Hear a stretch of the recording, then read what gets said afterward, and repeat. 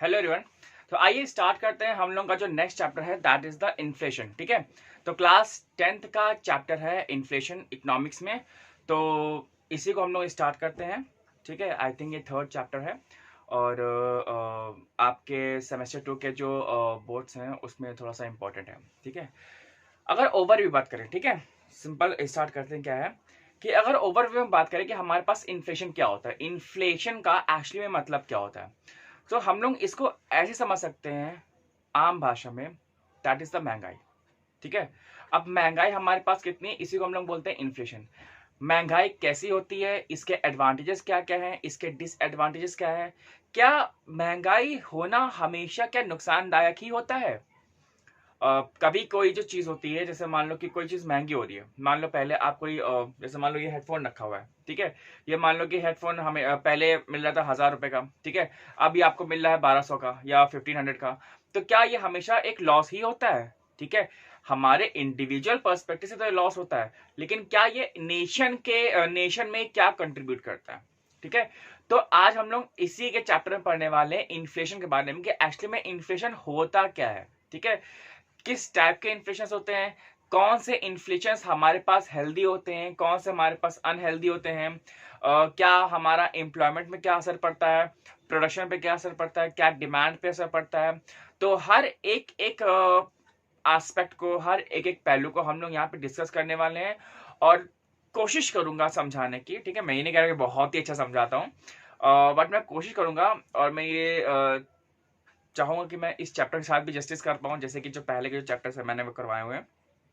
ठीक है, तो चलिए आते हैं इन्फ्लेशन। इन्फ्लेशन में अगर हम लोग डेफिनेशन की बात करें, ठीक है, तो डेफिनेशन क्या दिया हुआ है कि inflation is defined as a sustained increase in the aggregate price level and there are two important points to be noted in connection with this definition। पहला है हमारे पास कि inflation means a rising price level। ठीक है, महंगाई।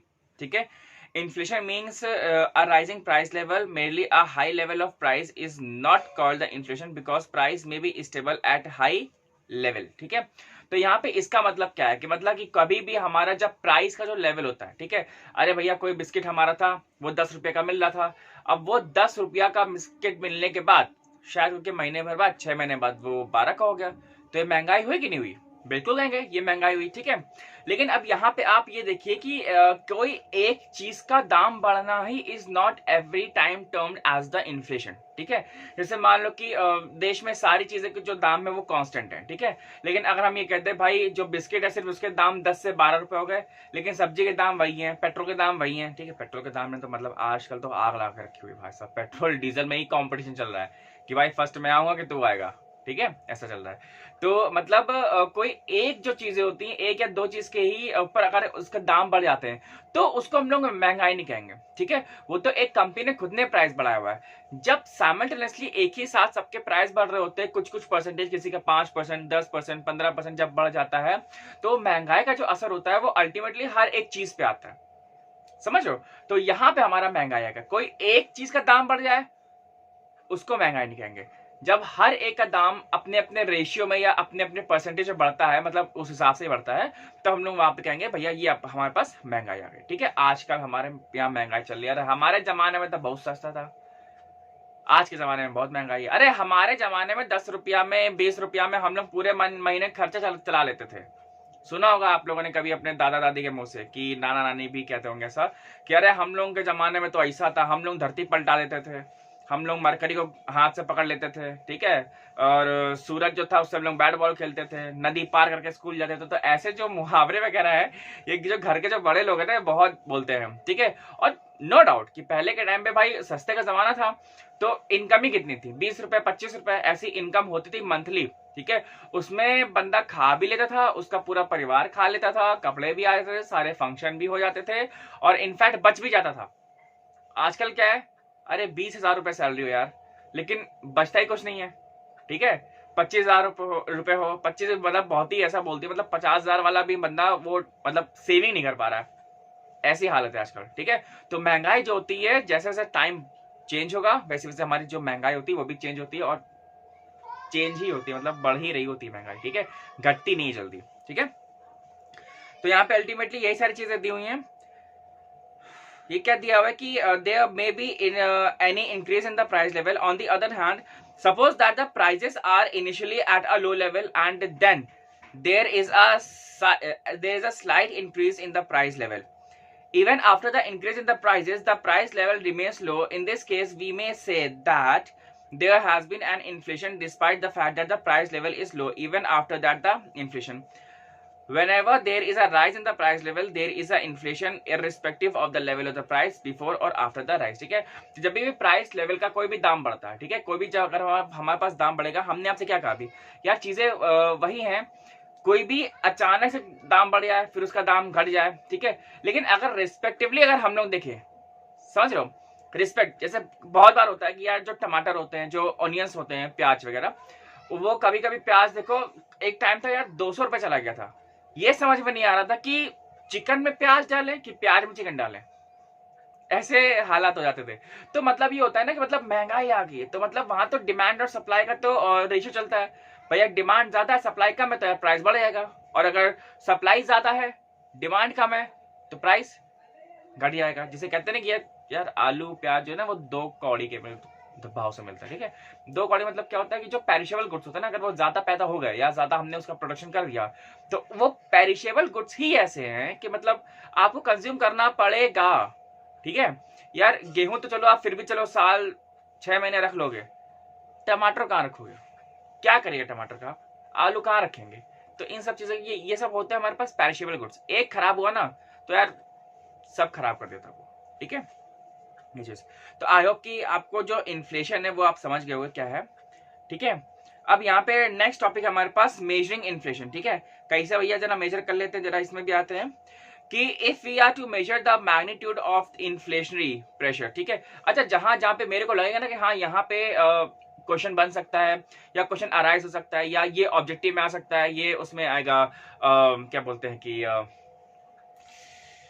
Question subjective form में आ जाएगा, एक ऑब्जेक्टिव होता है एक सब्जेक्टिव होता है. तो मैं आपको बता दूंगा कि हाँ ये चीजें इंपॉर्टेंट है, तो अपने एंड से मतलब कर लेना. ठीक है, मैं चीजों को एक्सप्लेन कर रहा हूँ, ठीक है, जिससे कि आपको जो चीजें समझने में प्रॉब्लम ना है.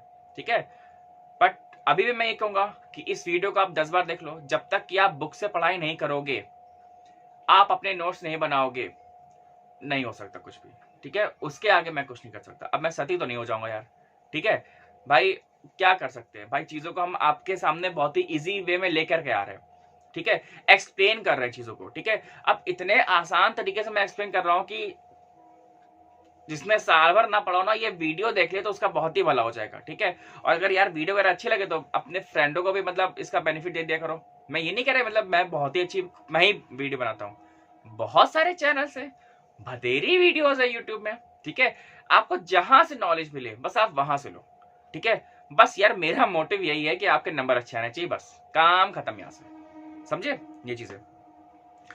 अब यहाँ पे मेजरमेंट्स हम लोग जब देख रहे थे तो यहाँ पे क्या दिया हुआ है, if we are to measure the magnitude of inflationary pressure in an economy then we can take the help of a price index. ठीक है, तो हम लोग यहाँ पे प्राइस इंडेक्स का भी हम लोग हेल्प ले सकते हैं. अच्छा, इंडेक्स मतलब क्या होता है, इंडेक्स मतलब होता है जब बुक का जो इंडेक्स होता है तो उसमें हमारे पास लिखा होता है ना कि भैया फला फला चैप्टर्स में फला फला पॉइंट्स है या फला फला चीजें हमको समझनी है उसमें.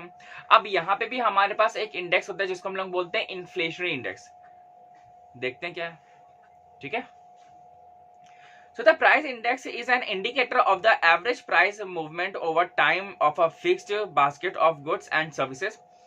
The formation of the basket of goods and services is done keeping into the consideration whether the changes are to be measured in retail, wholesale price or the product or the producer price. ठीक है, at present separate series of index numbers are compiled to capture the price movements at retail and wholesale level in the India. ठीक है, अच्छा अभी यहाँ पे क्या बोल रहा है कि जो जैसे हमने कहा कि फूड बास्केट है, तो यहाँ पे हमारे पास भैया सीपीआई भी आएगा, डब्ल्यूपीआई भी आएगा, कंज्यूमर प्राइस इंडेक्स और होलसेल प्राइस इंडेक्स आएगा. ठीक है, और जो प्रोड्यूसर्स प्राइस होता है वो भी हमारे पास आता है.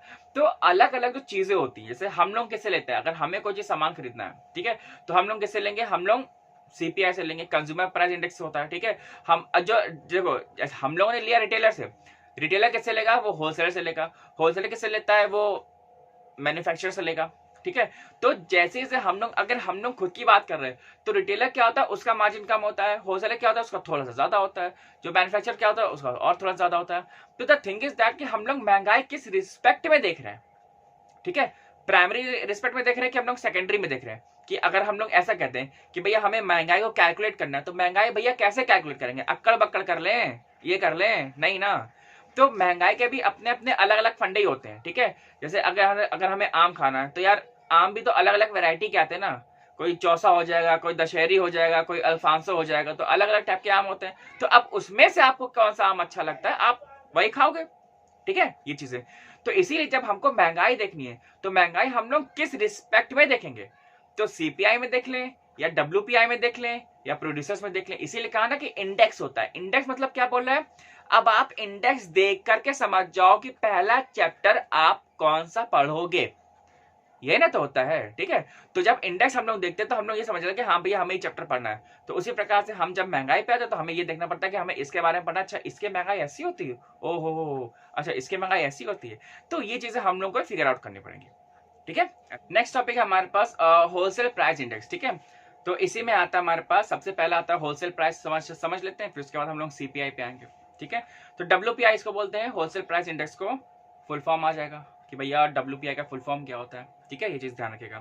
तो इसमें दिया हुआ है कि one of the most important index numbers used in India is the wholesale price index WPI, and it is a price index number published every week by the office of the economic adviser. ध्यान रखिएगा, अब यहाँ पे आपका objective में question बनेगा, ठीक है।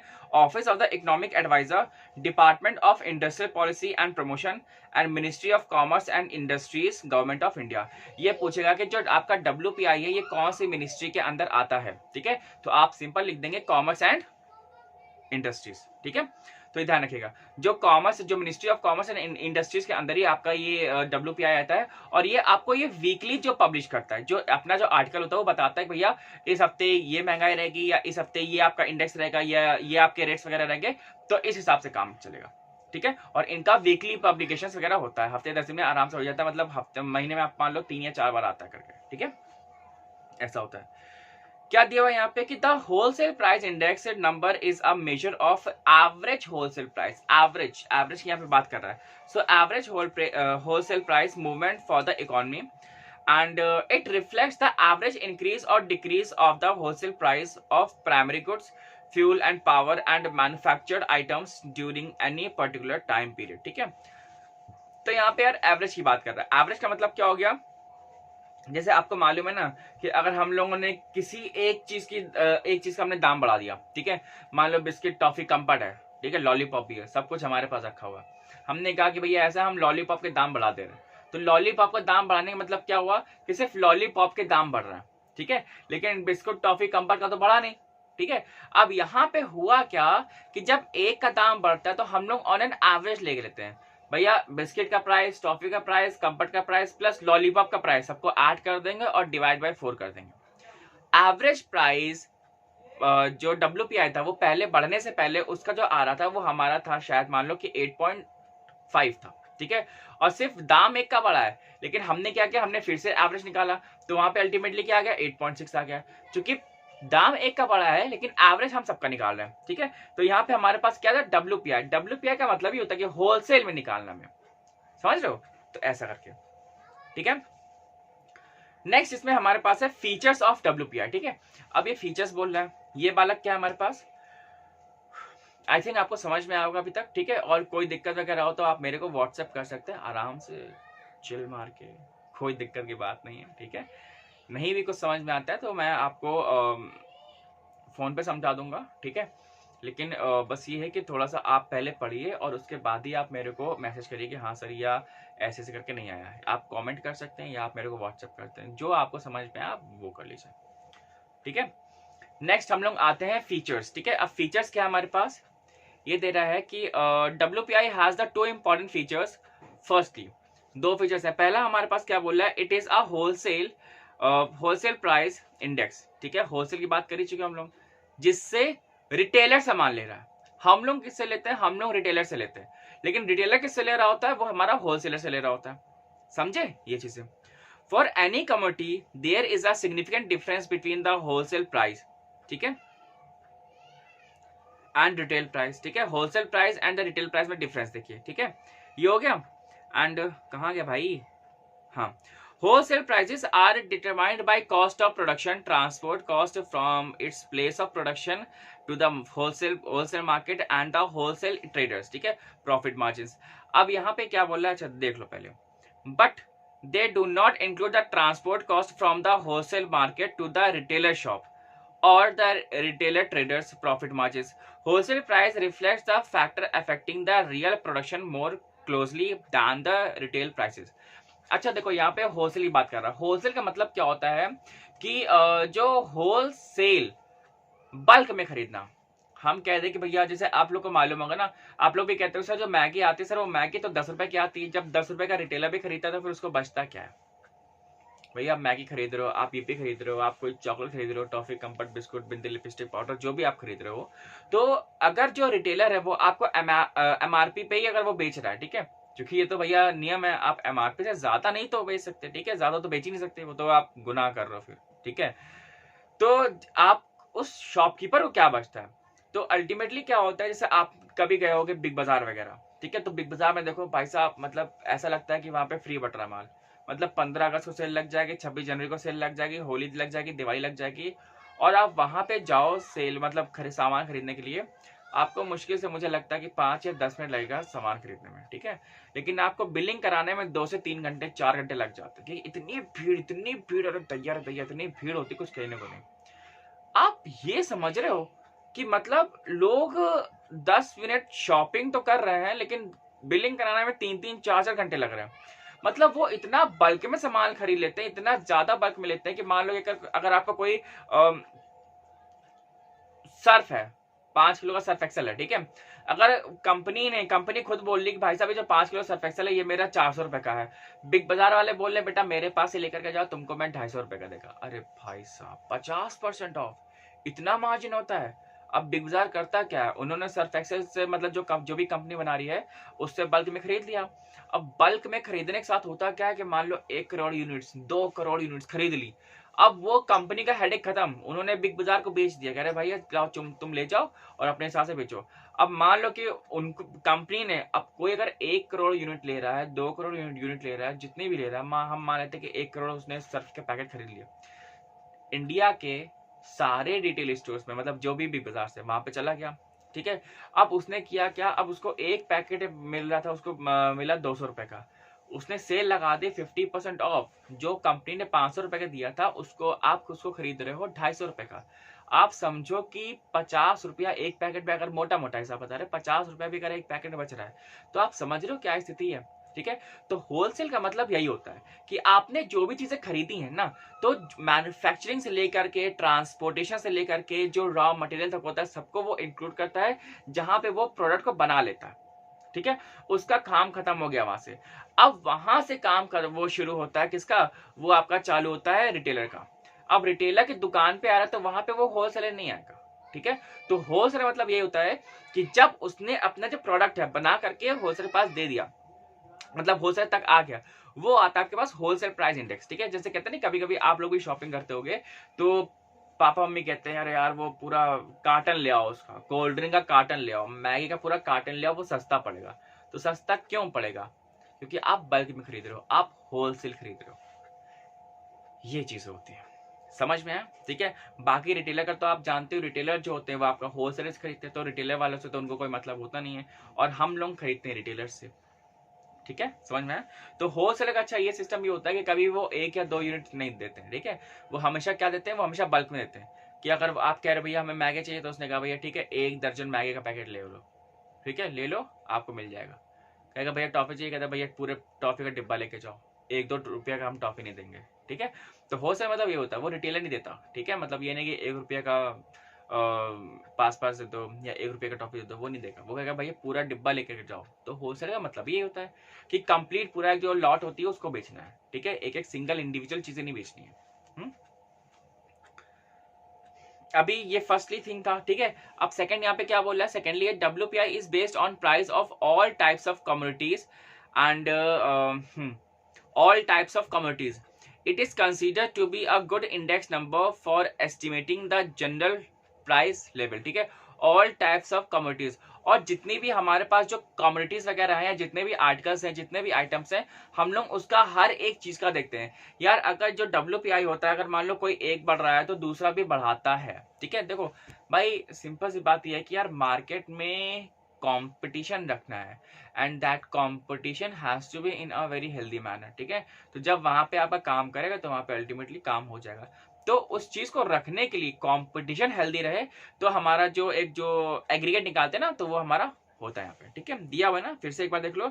WPI is based on the prices of all types of commodities rather than only on the price of the prices of the consumer goods, hence it is considered to be a good index number for estimating the general price level, कि अनुमान में कितना बढ़ रहा है, वो जो level है प्राइस है वो कितना बढ़ रहा है, ठीक है। अब यहाँ पे हम लोग नेक्स्ट आते हैं, that is the WPI choice of base period, ठीक है। अब यहाँ पे बेस पीरियड क्या होता है, ठीक है। देखो अच्छा बेस पीरियड मतलब क्या होता है, अभी तो शायद 2011 हो गया है इन माय ओपिनियन। देखो जो महंगाई वगैरह होती है ना, हम लोग निकालते हैं लगभग कि भैया पिछले साल से मतलब, या पिछले जो फाइनेंशियल वो क्या कहते हैं, जो पिछला जो हमारे पास बेस ईयर था उसमें महंगाई कितनी थी और आज की महंगाई कितनी है।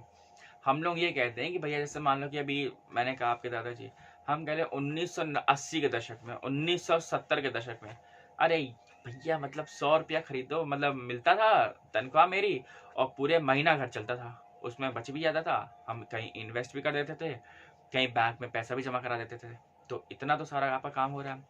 तो वो क्या था भैया, वो 1970 का दशक था। आज 2022 चल रहा है, मतलब 50 साल से भी ज्यादा हो चुका है। अब क्या आपको लगता है कि 50 साल में आपका 100 रुपया में घर चल पाएगा? अरे एक ढंग का चॉकलेट का पैकेट नहीं आता यार 100 रुपया का, ठीक है, तो वो तो आपका नहीं चल पाएगा। तो अब यहाँ पे क्या होता है, यहाँ पे हमें ये देखना पड़ता है कि महंगाई कितनी बढ़ गई है, महंगाई कितनी बढ़ गई है। तो वो हम लोग जो बेस ईयर होता है उससे हम लोग कैलकुलेट करते हैं। अभी अगर हम आपसे ये कहें कि भैया ये जो 2022 चल रहा है, आप कितनी महंगाई बढ़ गई है, अगर हम लोग 1947 से हम लोग बात करें तो यार वो तो 70 साल पहले की हम लोग बात चले गए। अब 70 साल पहले कितना सस्ते जमाना था, आज कितना है। तो अगर हम लोग महंगाई निकालने पे आए, शायद बोल दे भैया 10,000% बढ़ गई है, 50,000% बढ़ गई है, तो 50,000 फिगर ही इतनी बड़ी कि मतलब लड़खड़ा के इंसान गिर पड़े, ठीक है। तो हम लोग इसलिए अपना बेस लेते हैं। तो जब बेस ईयर लेते हैं तो हमें अभी हमारे पास शायद है 2011 के आसपास है, या अभी शायद सरकार ने उसको रिवाइज किया 2017 किया कि 18 किया, ध्यान नहीं आ रहा।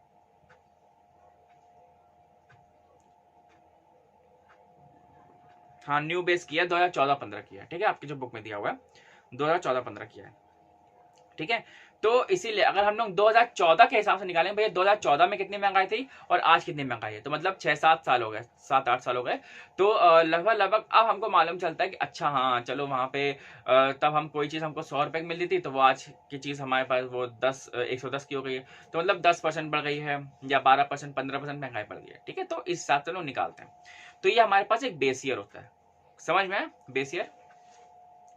So while preparing a wholesale price index, we have to choose a base year with respect to which the current year prices of different commodities group have to be compared, ठीक है। तो बेस ईयर ध्यान रखना कि government क्या लेकर क्या आएगी, वो शायद ये आपके ऑब्जेक्टिव में क्वेश्चन आएगा कि हमारा जो WPI का जो बेस ईयर है वो कौन सा ईयर है, 2014 से 15 है, 15 से 16 है, 17 से 18 है, 18 से 19 है, क्या है।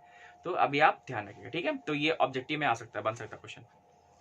तो यहाँ पे क्या दिया हुआ है, पहला पॉइंट है the base year should be a normal year, that is a year in which there are no abnormalities in the level of production, ठीक है, trade and the price variations, ठीक है। तो जहाँ पे एबनॉर्मलिटीज नहीं, मतलब जो भी प्रोडक्शन वगैरह हो रहा है आपका, तो वो आपका वहां पे कांस्टेंट रहे, समझ रहे हो, जो चीजें हैं वो आपकी बनती रहे, प्रोडक्शन हो रहा हो, एबनॉर्मलिटीज ना हो कि मतलब कोनो मान लो इमरजेंसी लग गई हो, बम वम फट गया हो, चिटपुटिया फूट गई हो, मतलब ये सारी चीजें नहीं होनी चाहिए, ठीक है।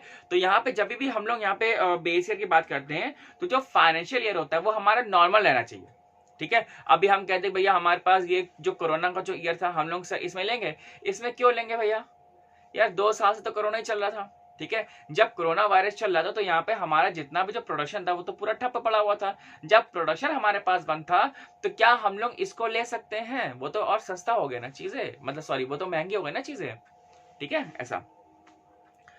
नेक्स्ट सेकंड पॉइंट क्या बोल रहा है कि it should be a year for which reliable production price and other required data are available, ठीक है, आर अवेलेबल, ठीक है। थर्ड पॉइंट दे रहा है कि this should be a year as recent as possible and comparable with other data series, ठीक है, as recent as possible. अगर हम यहाँ पे बात कर लें कि भैया तुम पढ़ाई में कैसे थे, अभी आप 10वीं में हो, हम कहते भैया क्लास 4 और 5 में थे तो हम लोग सर उतने अच्छे नहीं थे, नंबर उतने अच्छे आते नहीं थे, लेकिन ऐसा कौन सा मतलब चूरन चाट लिया यार तुम लोगों ने कि मतलब 10th में आके इतना एकदम से अच्छे हो गए। तो क्या हम तुम्हारी पढ़ाई की बात 9th की करें कि हम तुम्हारी पढ़ाई की बात क्लास 5 की करें? तो जितना रीसेंट होगा हम लोग उतनी की बात करेंगे ना। भैया अभी आप 10th में पढ़ाई कर रहे हो तो हम आपके 9th की तो बात करेंगे ना कि यार पिछले साल की परफॉर्मेंस कैसी थी। हमें इससे थोड़ी मतलब है कि यार क्लास 5 में तुम्हारे पास संस्कृत में कितने नंबर आए थे, मैथ्स में कितने नंबर आए थे। हमको तो बस ये बताओ कि क्लास 9th में तुम्हारी परफॉर्मेंस कैसी थी, क्लास 9th में परफॉर्मेंस जैसी थी। या हम लोग बात कर लेंगे जैसे मान लो कि आपका जो प्री बोर्ड में अभी की बात करें, बिल्कुल लेटेस्ट बात, कि जो प्री बोर्ड में आपके नंबर कैसे आए हैं। अगर प्री बोर्ड में नंबर अच्छे हैं तो इसका मतलब आपका जो फाइनल एग्जाम है वो कतई मतलब तगड़ा जाएगा, बहुत ही अच्छा जाएगा। लेकिन प्री बोर्ड में नंबर अच्छे नहीं आए हैं तो इसका मतलब कि आपको अपने फाइनल एग्जाम में ज्यादा मेहनत करनी पड़ेगी। तो वही चीज है ना कि जितना रिसेंट हम लोग बात करेंगे तो उतना ही जो क्या कहते हैं, जो कैलकुलेशन जो हम लोग कर पाएंगे महंगाई का, जो प्राइस लेवल का, वो हमारा और एक्यूरेट होगा। गेटिंग? तो ये चीजें। नेक्स्ट आता है हमारे पास ये पॉइंट है, मतलब मैं बता रहा हूँ ना कि भाई चैप्टर है पूरा पढ़ना, अगर समझना है चैप्टर को या आना है तो चैप्टर को पूरा पढ़ना अच्छे से, ठीक है। ये दिया हुआ है need for a periodic revision in the base year of the WPI, ठीक है।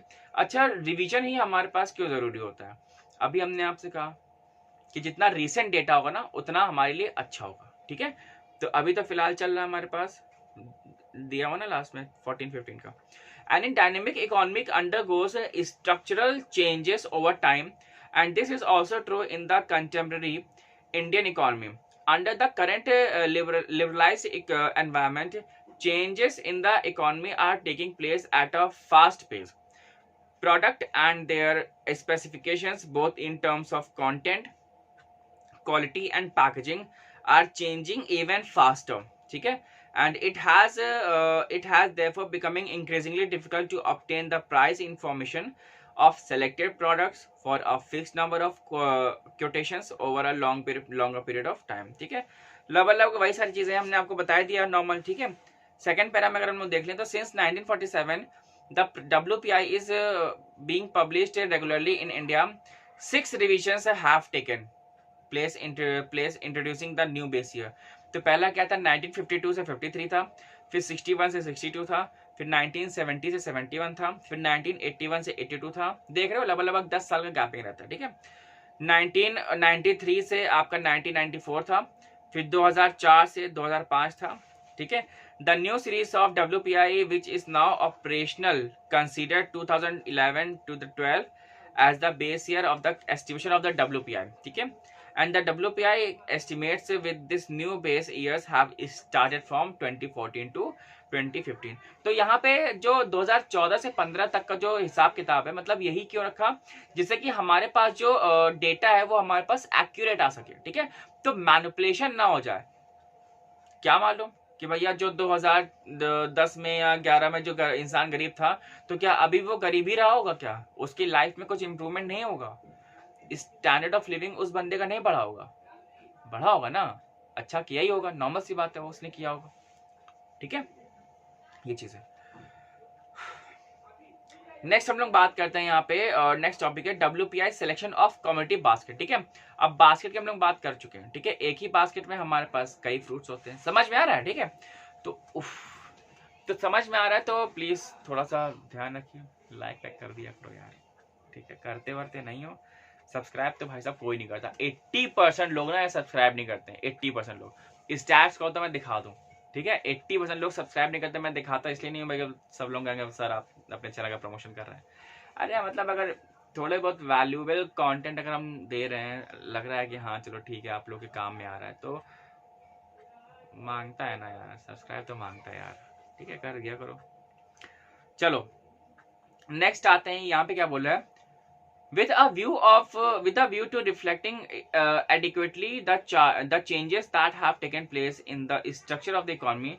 Almost all the important items being transacted in the economy are to be included in the commodity basket. ठीक है, तो मतलब हमारे पास उस बास्केट में होना ही चाहिए. ठीक है, अल्टीमेटली देखे तो जैसे हम लोग कहते हैं सर जीएसटी वगैरह जो है वहाँ पे पेट्रोलियम वगैरह में नहीं आता, तो भाई साहब जीएसटी उसमें क्यों नहीं आता है? अगर जीएसटी आ जाएगा तो नॉर्मल सी बात है कि जो इतना जो 100 के ऊपर जो तेल जा रहा है वो उतना नहीं रहेगा, हम लोगों को सस्ता मिल जाएगा. ठीक है, वो टैक्स में नहीं आता, वो जीएसटी में नहीं आता, वो जो स्टेट वगैरह जो होती है वो सेंट्रल जो होती है वो उस पर अलग टैक्स लगता है. ठीक है, जब आप 11th-12th में आइएगा तो हम आपको पढ़ाएंगे उसमें. ठीक है, ये चीजें. पहला क्या दिया हुआ है इसमें कि primary article which includes food article cereals and the pulses fruits and the vegetable milk egg fish non food articles such as the oil seeds raw jute and this and this. ठीक है, तो 3 category में है हमारे पास. ठीक है, तो हमारे पास पहली बात तो जो फूड आइटम्स है और जो नॉन फूड आइटम्स है जैसे कि ऑयल सीड्स वगैरह हो गए, ये हमारे पास नॉन फूड आइटम्स है, मतलब कि ये डायरेक्टली कंज्यूम नहीं करते. ठीक है, ये चीज हो गई, पहला हो गया. Cotton tobacco. नेक्स्ट है सेकंड हमारे पास फ्यूल एंड पावर, जैसे कि electricity, power, coal, petroleum, this ये भी हमारे पास उसी में आता है कॉमोडिटी में, WPI में. और थर्ड है हमारे पास मैन्युफैक्चर प्रोडक्ट्स. ठीक है, जैसे कि textile, sugar, paper, chemical, machinery and so on. तो ये हमारे पास क्या है, दीज आर द बास्केट्स. ठीक है, the commodity baskets is divided into the 3 groups. ठीक है, तो 3 ब्रॉड ग्रुप्स में हमने इसको डिवाइड करके रखा हुआ है जिससे कि हमारी जो चीजें हम लोग उसको अच्छे से कैलकुलेट कर सकें. ठीक है, अब आप अपने एंड से आप देख लीजिए भाई, खाने का चीज है. अब जैसे मान लो कि टोबैको है, जैसे इससे पहले ग्रुप में दिया हुआ प्राइमरी आर्टिकल टोबैको है. या टोबैको क्या है, that is a kind of a luxury. ठीक है, एडिक्शन है. सरकार तो चाहती है भाई दारू मत पिया करो, अल्कोहल मत पियो, सिगरेट मत पियो, तंबाकू मत खाओ. कौन कह रहा है खाने के लिए? दूध पियो ना, दूध पिया करो. जितनी अगर आप अल्कोहल पी जाओगे उतने में तो शायद 5-10 लीटर दूध आ जाए, लेकिन इंसान दूध नहीं पिएगा, अल्कोहल जरूर पिएगा, बियर पिएगा, सिगरेट पिएगा. द रीजन इज दैट, तो सरकार इसको डिस्करेज करने के लिए इस पे हाई टैक्स लगाती है. 18% टैक्स, 25%, 28% टैक्स लगाएगी. क्यों भैया? हम लगा रहे, उससे सरकार को राजस्व आता है, रेवेन्यू आता है. तो जब रेवेन्यू आता है तो भैया जिसको पीना है तो पियो भैया, क्या करें. ठीक है, तो यही सब सारी चीजें हैं, पान मसाला, गुटखा, तंबाकू, ये सब चीजें क्या होती है, इससे सरकार को बहुत टैक्स मिलता है. ठीक है, जो टैक्सेशन, अच्छा टैक्स कहाँ पे नहीं लगता है, तो कुछ चीजें हैं जैसे हमारे पास सब्जी वगैरह है. सब्जी जब तक आप ठेले से ले रहे हो, खुली ले रहे हो, मंडी से अगर आप सब्जी खरीद रहे हैं तो आपको टैक्स नहीं देना है. लेकिन जैसे वो पन्नी विम पे पैक हो गया और जैसे बिग बाजार पहुंच गया ना, तो जो पैक्ड फूड आइटम होता है उस पर टैक्स लगता है. कभी अगर आप पन्नी में खरीद के लेके आओ या बिग बाजार से आप सब्जी खरीद के लेके आओ तो उस पर आपको टैक्स देना पड़ेगा. लेकिन जो ठेले पे अगर आप खरीद रहे हो तो उस पर आपको कोई टैक्स नहीं देना पड़ता. ठीक है, तो वो मतलब निग्लेजिबल, क्योंकि वो तो हमारे पास बेसिक एमिनिटीज है. जब तक वो नहीं जाएगा तो हम लोग क्या ही करेंगे. नेक्स्ट टॉपिक है हमारे पास. नेक्स्ट टॉपिक क्या मतलब, ये जो टॉपिक दिया गया है WPI, द रिलेटिव इंपॉर्टेंस और weightage of the commodity groups. और ये मेरे हिसाब से इंपॉर्टेंट वगैरह नहीं है क्योंकि इसमें सिर्फ टेबल वगैरह दिया हुआ है. ठीक है, तो आप देख सकते हो 11.3.4 जो है इसमें भी पूरा टेबल दिया हुआ है. प्राइमरी आर्टिकल का है, फ्यूल एंड पावर है, मैन्युफैक्चर प्रोडक्ट्स वगैरह है. तो इतना कोई है नहीं ज़रूरी. ठीक है, बाकी आप अपने एंड से देख लेना क्योंकि ये एग्जाम में वैसे ही पूछे नहीं आएंगे और मुझे लगता है कि आपके अभी इस लेवल पे ये ज़रूरी नहीं है. ठीक है, तो इसलिए मैं इस चीज़ को स्किप कर रहा हूँ. और जो कि मैं स्किप तो नहीं कर रहा हूँ, लेकिन इनफैक्ट क्या करें कि लेकिन अब मेरे को अच्छे से कराना है. तो ये जो चीज़ें हैं ये शायद आपके टीचर्स भी नहीं कराएंगे. और कोशिश करिएगा कि थोड़ा बहुत देख लीजिएगा क्योंकि इसमें टेबल में कुछ है ही नहीं फिलहाल. ठीक है, समझाने के लिए. अब इसके बारे में जब आप पढ़िएगा तो फिर आप 11th क्लास में आइएगा, तब इसके बारे में आप लोग पढ़ेंगे थोड़ा ढंग से अच्छे से. ठीक है, तो नेक्स्ट हम लोग स्टार्ट करते हैं. जो अब हमारा जो मेन टॉपिक है that is the movement of WPI in India 11.3.6 का. ठीक है, अब यहाँ पे मूवमेंट का क्या बात कर रहा है, जैसे कि आप लोग देख सकते हो जो महंगाई है. अब महंगाई यार अब हर साल दर साल वो बढ़ती रहती है. ठीक है, ऐसा तो नहीं होता भैया अभी मान लो कि कोई एक पेन है, आज हमें 100 रुपये का मिल रहा है, तो आगे आने वाले 2 साल, 4 साल, 10 साल बाद तो क्या वो हमारे पास 80 रुपीज़ का हो जाएगा? नहीं ना. मतलब 100 रुपये का है तो शायद को आगे जाकर के 110 रुपये का हो जाए, 120 का हो सकता है, 150 का भी हो सकता है, एज अ सिचुएशन डिमांड्स. ठीक है, जिस हिसाब से हमारी सिचुएशन वगैरह होगी उस हिसाब से हमारा जो इन्फ्लेशन रेट भी तो हमारे पास होता है ना. जब हम लोग बैंकिंग वगैरह ढंग से पढ़ेंगे, जब 11th में आएंगे ना तब हम आपको बताएंगे एक्चुअली में जो बैंकिंग में जो हमारे पास जो रेपो होता है, जो रिवर्स रेपो वगैरह होता है, इसमें भी है 10th में, लेकिन उतने लेवल का नहीं है, मतलब नहीं है, बस उतने लेवल का नहीं है, थोड़ा बहुत है एक ओवरव्यू डालने के लिए, ठीक है ये चीजें। तो जरा इसमें देख क्या दिया हुआ है कि the movements of WPI in India over the last decade clearly reveals that the average price of the primary goods remains higher than that of for the other groups. The average price of fuel and power though remained lower than the primary goods and was higher than that of the manufactured goods. ठीक है, तो जैसे आप table में देख सकते हो, जैसे 2005-6 का है तो हमारा WPI कितना है 104.5 है, ठीक है। 2006-7 है तो हमारा WPI है 111.4, ठीक है। ऐसे करते करते 2016-17 का हमारे पास यहाँ पे लास्ट दिया गया तो हमारे पास है 183.2। तो आप कंपेरेटिवली इसको आप देख सकते हो कि ये जो पूरा जो WPI है वो हमारा साल दर साल वो बढ़ रहा है, इंक्रीज कर रहा है, ठीक है। तो वहां पे इंक्रीमेंट आ रहा है कि भैया जो पहले की महंगाई है वो आप आगे और ज्यादा होगी, आगे और ज्यादा, यार महंगाई है, ठीक है। कोई बिस्किट वगैरह नहीं है या जो कपड़ा वगैरह नहीं है कि जो भैया कल अभी कल आपका 100 रुपए का था तो आज 80 रुपए का मिल जाएगा, वो चीजें नहीं है, ठीक है। इसमें भी आपके पास जो ये लाइन ग्राफ दिया हुआ ये भी आप देख सकते हो, ठीक है। ये बढ़िया है, बस आप ये समझो कि जो WPI जो होता है वो हमारा साल दर साल उसको वो इंक्रीमेंट कर रहा है, ठीक है। तो महंगाई हमारे पास बढ़ रही है। अब नेक्स्ट है हमारे पास कंज्यूमर प्राइस इंडेक्स, ठीक है। अभी तक हम लोगों ने होलसेल के बारे में पढ़ा है, ठीक है। अब हम लोग कंज्यूमर के बारे में पढ़ने वाले हैं, ठीक है।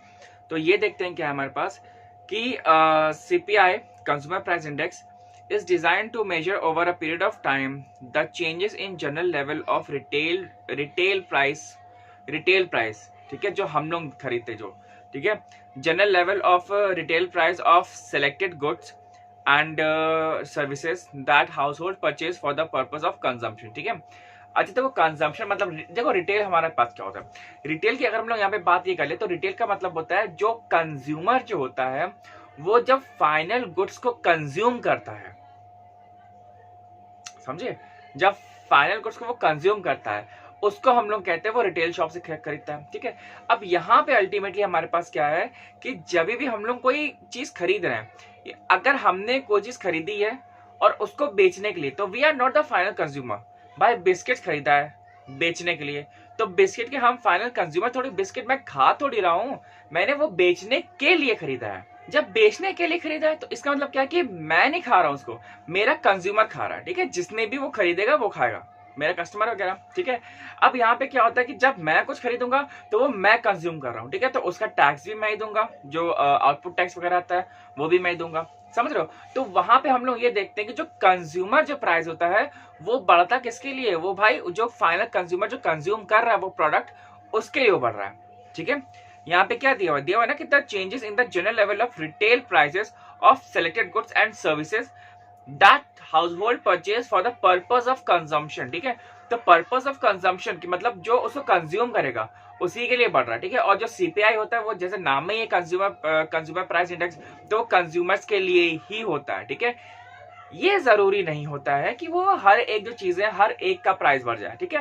लेकिन जो हाउस होल्ड जो आइटम्स वगैरह होते हैं, ठीक है, उनकी हम लोग बात कर रहे हैं। तो जब वो जो प्रोडक्ट्स होते हैं, जब वो प्रोडक्ट्स के दाम बढ़ जाते हैं ऑन एन जनरल वे, तो वहां पे हमारे पास CPI आता है, ठीक है। बाकी और ऐसा कुछ है नहीं इसमें। The CPI measures the price changes by comparing through time the cost of a fixed basket of commodities and the basket is based on the expenditure of a target group of people in a certain reference period, ठीक है। And I think clear होगा, ठीक है। आगे देखते हैं क्या है। हाँ, अब यहाँ पे एक क्वेश्चन बनेगा, ये देखना कि ये बोलेगा कि जो CPI है वो कौन सी मिनिस्ट्री आपको रिवील करती है, ठीक है। तो बोलेगा तो देखिए, the CPI urban rural and all India is released by the central static office CSO, optional का क्वेश्चन बन जाएगा, ठीक है। तो CSO तो central static office, ministry of statistics and programme implementation से MOSPI, government of India and CPI, ठीक है। CPI इंडस्ट्रियल वर्कर्स वगैरह हो जाएंगे, ठीक है। CPI agriculture labour and the CPI rural labours are released by the labour bureau and the ministry of the labour, government of the India, ठीक है। ये सारे यहाँ पे चीजें। तो यहाँ पे आप ये देखिएगा, ये पूछेगा कि आपका जो CPI है वो कौन रिलीज करता है, ठीक है, कौन सी मिनिस्ट्री रिलीज करती है, किसके अंडर में ये आता है। तो वो आपका आ जाएगा गवर्नमेंट ऑफ, कौन सा है, हाँ, ministry of statics and programmes, ठीक है, ये दिया हुआ है। अभी यहाँ पे लास्ट में एक ये दिया हुआ है, कुछ पॉइंट्स दिए हुए हैं कि in India the segment specific CPIs are constructed, ठीक है। तो यहाँ पे क्या है कि एक तो सीपीआई है, आईडब्ल्यू, सीपीआई है, एएल, ये हम बता दे रहे हैं कि इंपॉर्टेंट है, ठीक है, आगे भी इंपॉर्टेंट है। तो यहाँ पे आता है consumer price index for the industrial workers, ठीक है, और इसका हम लोग बेस ये लेते हैं 2001, ठीक है। तो सीपीआई हमारे पास क्या होता है, कंज्यूमर प्राइस इंडेक्स, ठीक है, इंडस्ट्रियल वर्कर आएगा यहाँ पे, ठीक है। नेक्स्ट हमारे पास सीपीआई है, तो हमारे पास consumer price index for the agricultural labours, ठीक है। तो इनका जो बेस ईयर है वो हमारे पास है 1986 से 87 तक, ठीक है, ये आ गया। नेक्स्ट हमारे पास आता है पॉइंट थर्ड है कि सीपीआई आरएल, ठीक है, यहाँ पे क्या बोला है, consumer price index for the rural labourers, और इसका जो बेस ईयर है हमारे पास 1986 से 87 तक है, समझ में आया, ठीक है। नेक्स्ट है, बस ये ध्यान रखना है कि इसका नाम क्या, मान लो कि आईडब्ल्यू का फुल फॉर्म पूछ ले क्या है, ठीक है, तो ध्यान रखना कि इंडस्ट्रियल वर्कर, या एएल का पूछ लेगा तो एग्रीकल्चरल लेबर्स, ठीक है, वैसे पूछेगा तो नहीं फिलहाल, लेकिन आपके नॉलेज के लिए होना चाहिए, ठीक है, क्योंकि एक एक पॉइंट कराना है तो इसलिए करा रहे हैं, ठीक है। तो यहाँ पे नेक्स्ट दिया हुआ हमारे पास सीपीआई है, यूएनएमई, तो consumer price index for urban non manual employees, ठीक है, this has been discontinued with the effect from the 2011, ठीक है। तो अभी ये यूएनएमई हमारे पास कैंसिल हो गया है, इसको गवर्नमेंट ने डिसकंटिन्यू कर दिया हुआ है। तो मतलब कुछ जो मिनिस्ट्रीज होती है, देखिए सरकार जो सोचती है कि यार इसको ये मेरे काम का नहीं है, इसको यहाँ पे इन्वेस्टमेंट ज्यादा जाता है, मैन पावर भी ज्यादा ही जा रहा है, तो इसको हम लोग बंद कर देते हैं, इसके अगेंस्ट में हम लोग कुछ नया ले आएंगे, और वो भी कुछ इम्प्रूव चीजें होंगी। तो वो जो इम्प्रूव चीजें होती है वो हमारे उस मिनिस्ट्री के लिए और बेनिफिट करती हैं, ठीक है। तो हमें लगता है यार ये चीज नहीं है यार, मेरे को अभी यहाँ से मान लो कि मुंबई से दिल्ली जाना है, अब मैं क्या करूँ यार, मेरे पास साइकिल लेके चला जाऊँ क्या, नहीं ना, या साइकिल उतने दूर के लिए थोड़ी ना होगी, ठीक है। तो वहां पे हम लोग ट्रेन को ले लेंगे या फिर हम लोग फ्लाइट ले सकते हैं, ठीक है। तो जो चीजें हमारी एब्सोल्यूट हो जाती हैं, अब तुम बैलगाड़ी लेकर के चले जाओ मुंबई से दिल्ली, क्या पहुंच पाओगे, अरे 6 महीना लग जाएगा यार, और जिस काम के लिए जा रहे हो ना वो काम भी हो जाएगा, ठीक है। तो ये हमको यहाँ पे देखना पड़ेगा, ठीक है। तो जो पुरानी चीजें हो चुकी होती है उसको हम लोग एब्सोल्यूट कर देंगे, बेकार है, बंद करो इसको, ठीक है। बाकी जो नई और न्यू इम्प्रूव टेक्नोलॉजी की जो चीजें आ रही हैं या जो आइडियाज वगैरह आ रहे हैं, आप उस पे आगे देख सकते हो अपना भविष्य वगैरह या व्हाटएवर। नेक्स्ट हमारे पास सीपीआई एनएसआर, ठीक है।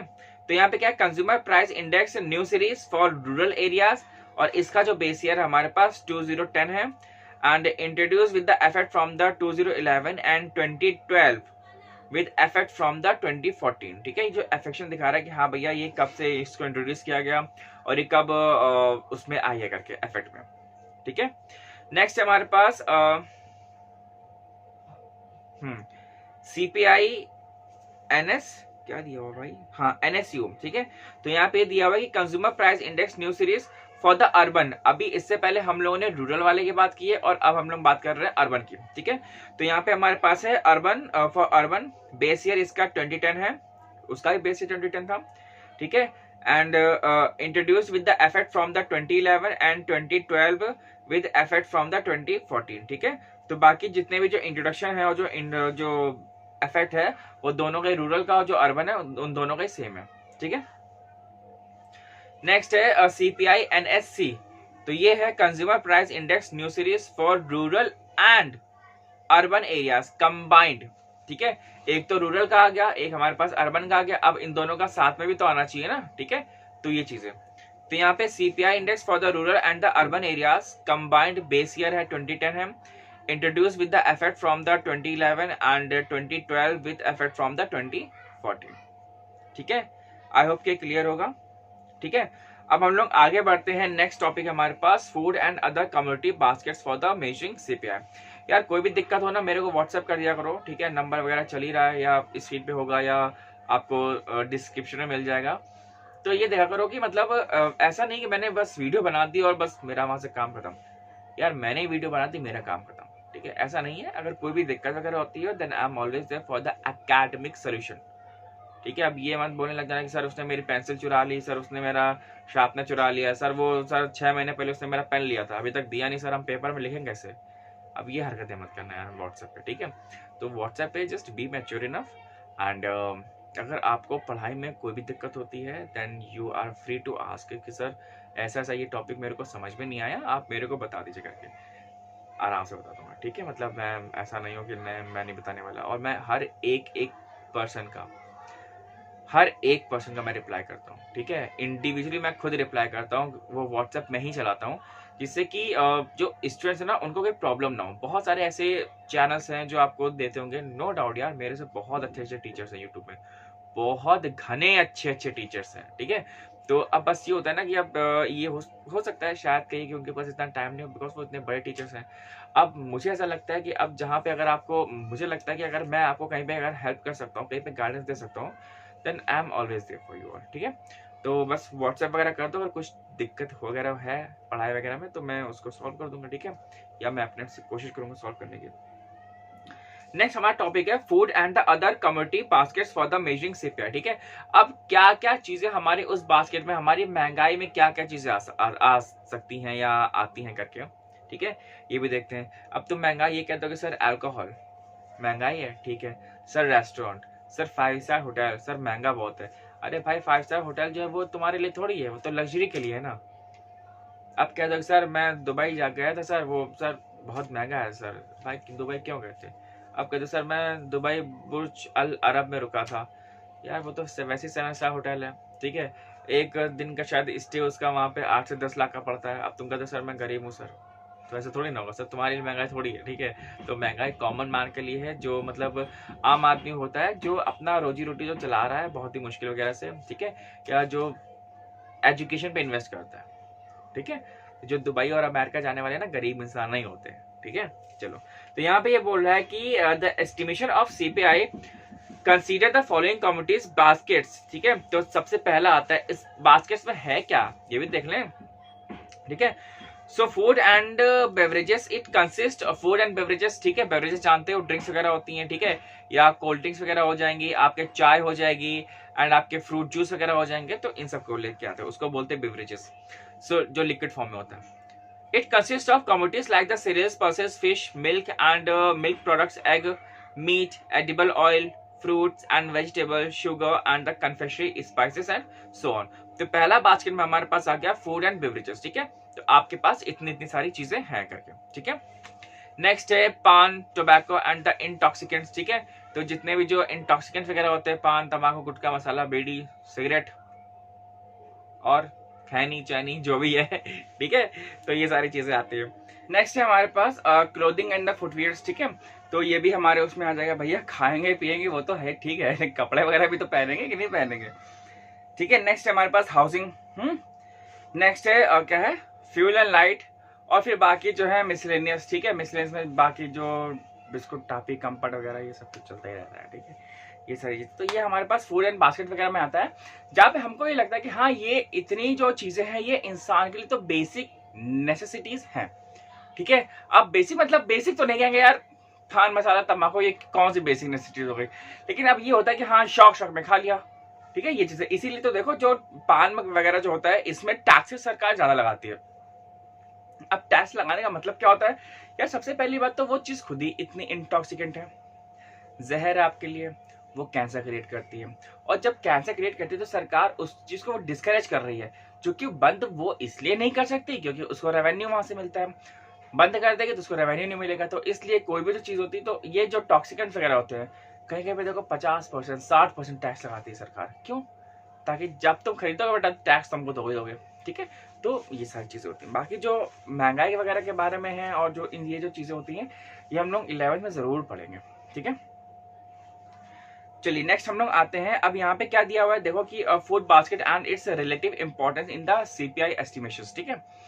ये क्या बोल रहा है कि the relative importance of each of the commodity basket is in measuring CPI at the all India level are as the follows, ठीक है। जैसे देखो यहाँ पे जो एक टेबल दिया गया है ये हमारे पास, जैसे आपकी बुक में भी होगा कि जो फूड एंड बेवरेजेस है जो अभी हम लोग डिस्कस करके ही आए ऊपर, ठीक है। तो ये जितने भी जो कंपोनेंट्स वगैरह दिए गए हैं ये हमारे रूरल में क्या है इसका वेटेज, अर्बन में क्या है, और दोनों का कंबाइंड क्या है, ठीक है।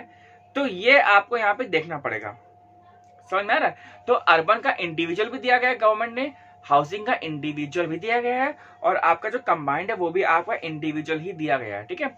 देखिए हाँ, मैं ये कह रहा हूँ कि मतलब आप बुक में देखते हो चलिए, ठीक है। वीडियो तो आप देख ही रहे हो, प्लीज आप बुक को भी खोल के रखिए। ये नहीं कि मतलब मैं आप सिर्फ लेक्चर सुन रहे हो करके, ठीक है। कहीं कहीं पे अगर टेबल वगैरह आ रही तो मैं उसको टेबल लगाऊंगा नहीं, जिससे कि मतलब जो एक क्वांटिटी बनी रहे उस वीडियो की, ठीक है, इस हिसाब से। बाकी तो और कुछ भी नहीं है यहाँ पे, ठीक है। नेक्स्ट हम लोग आते हैं, अब यहाँ पे हमारे पास बता रहा है कि movements of the CPI in India, ठीक है, ये आप पहले समझ चुके हो, ठीक। अब देखो, अब जब मूवमेंट्स ऑफ जो सीपीआई की हम लोग बात कर रहे हैं, अब यहाँ पे भी इसने एक टेबल दिया गया है 2006 से लेकर के इसने 2016 तक, जो 10 साल का जो एक सिंगल टिकट का जो इसने जो बनाया हुआ है, ये आप देखिए।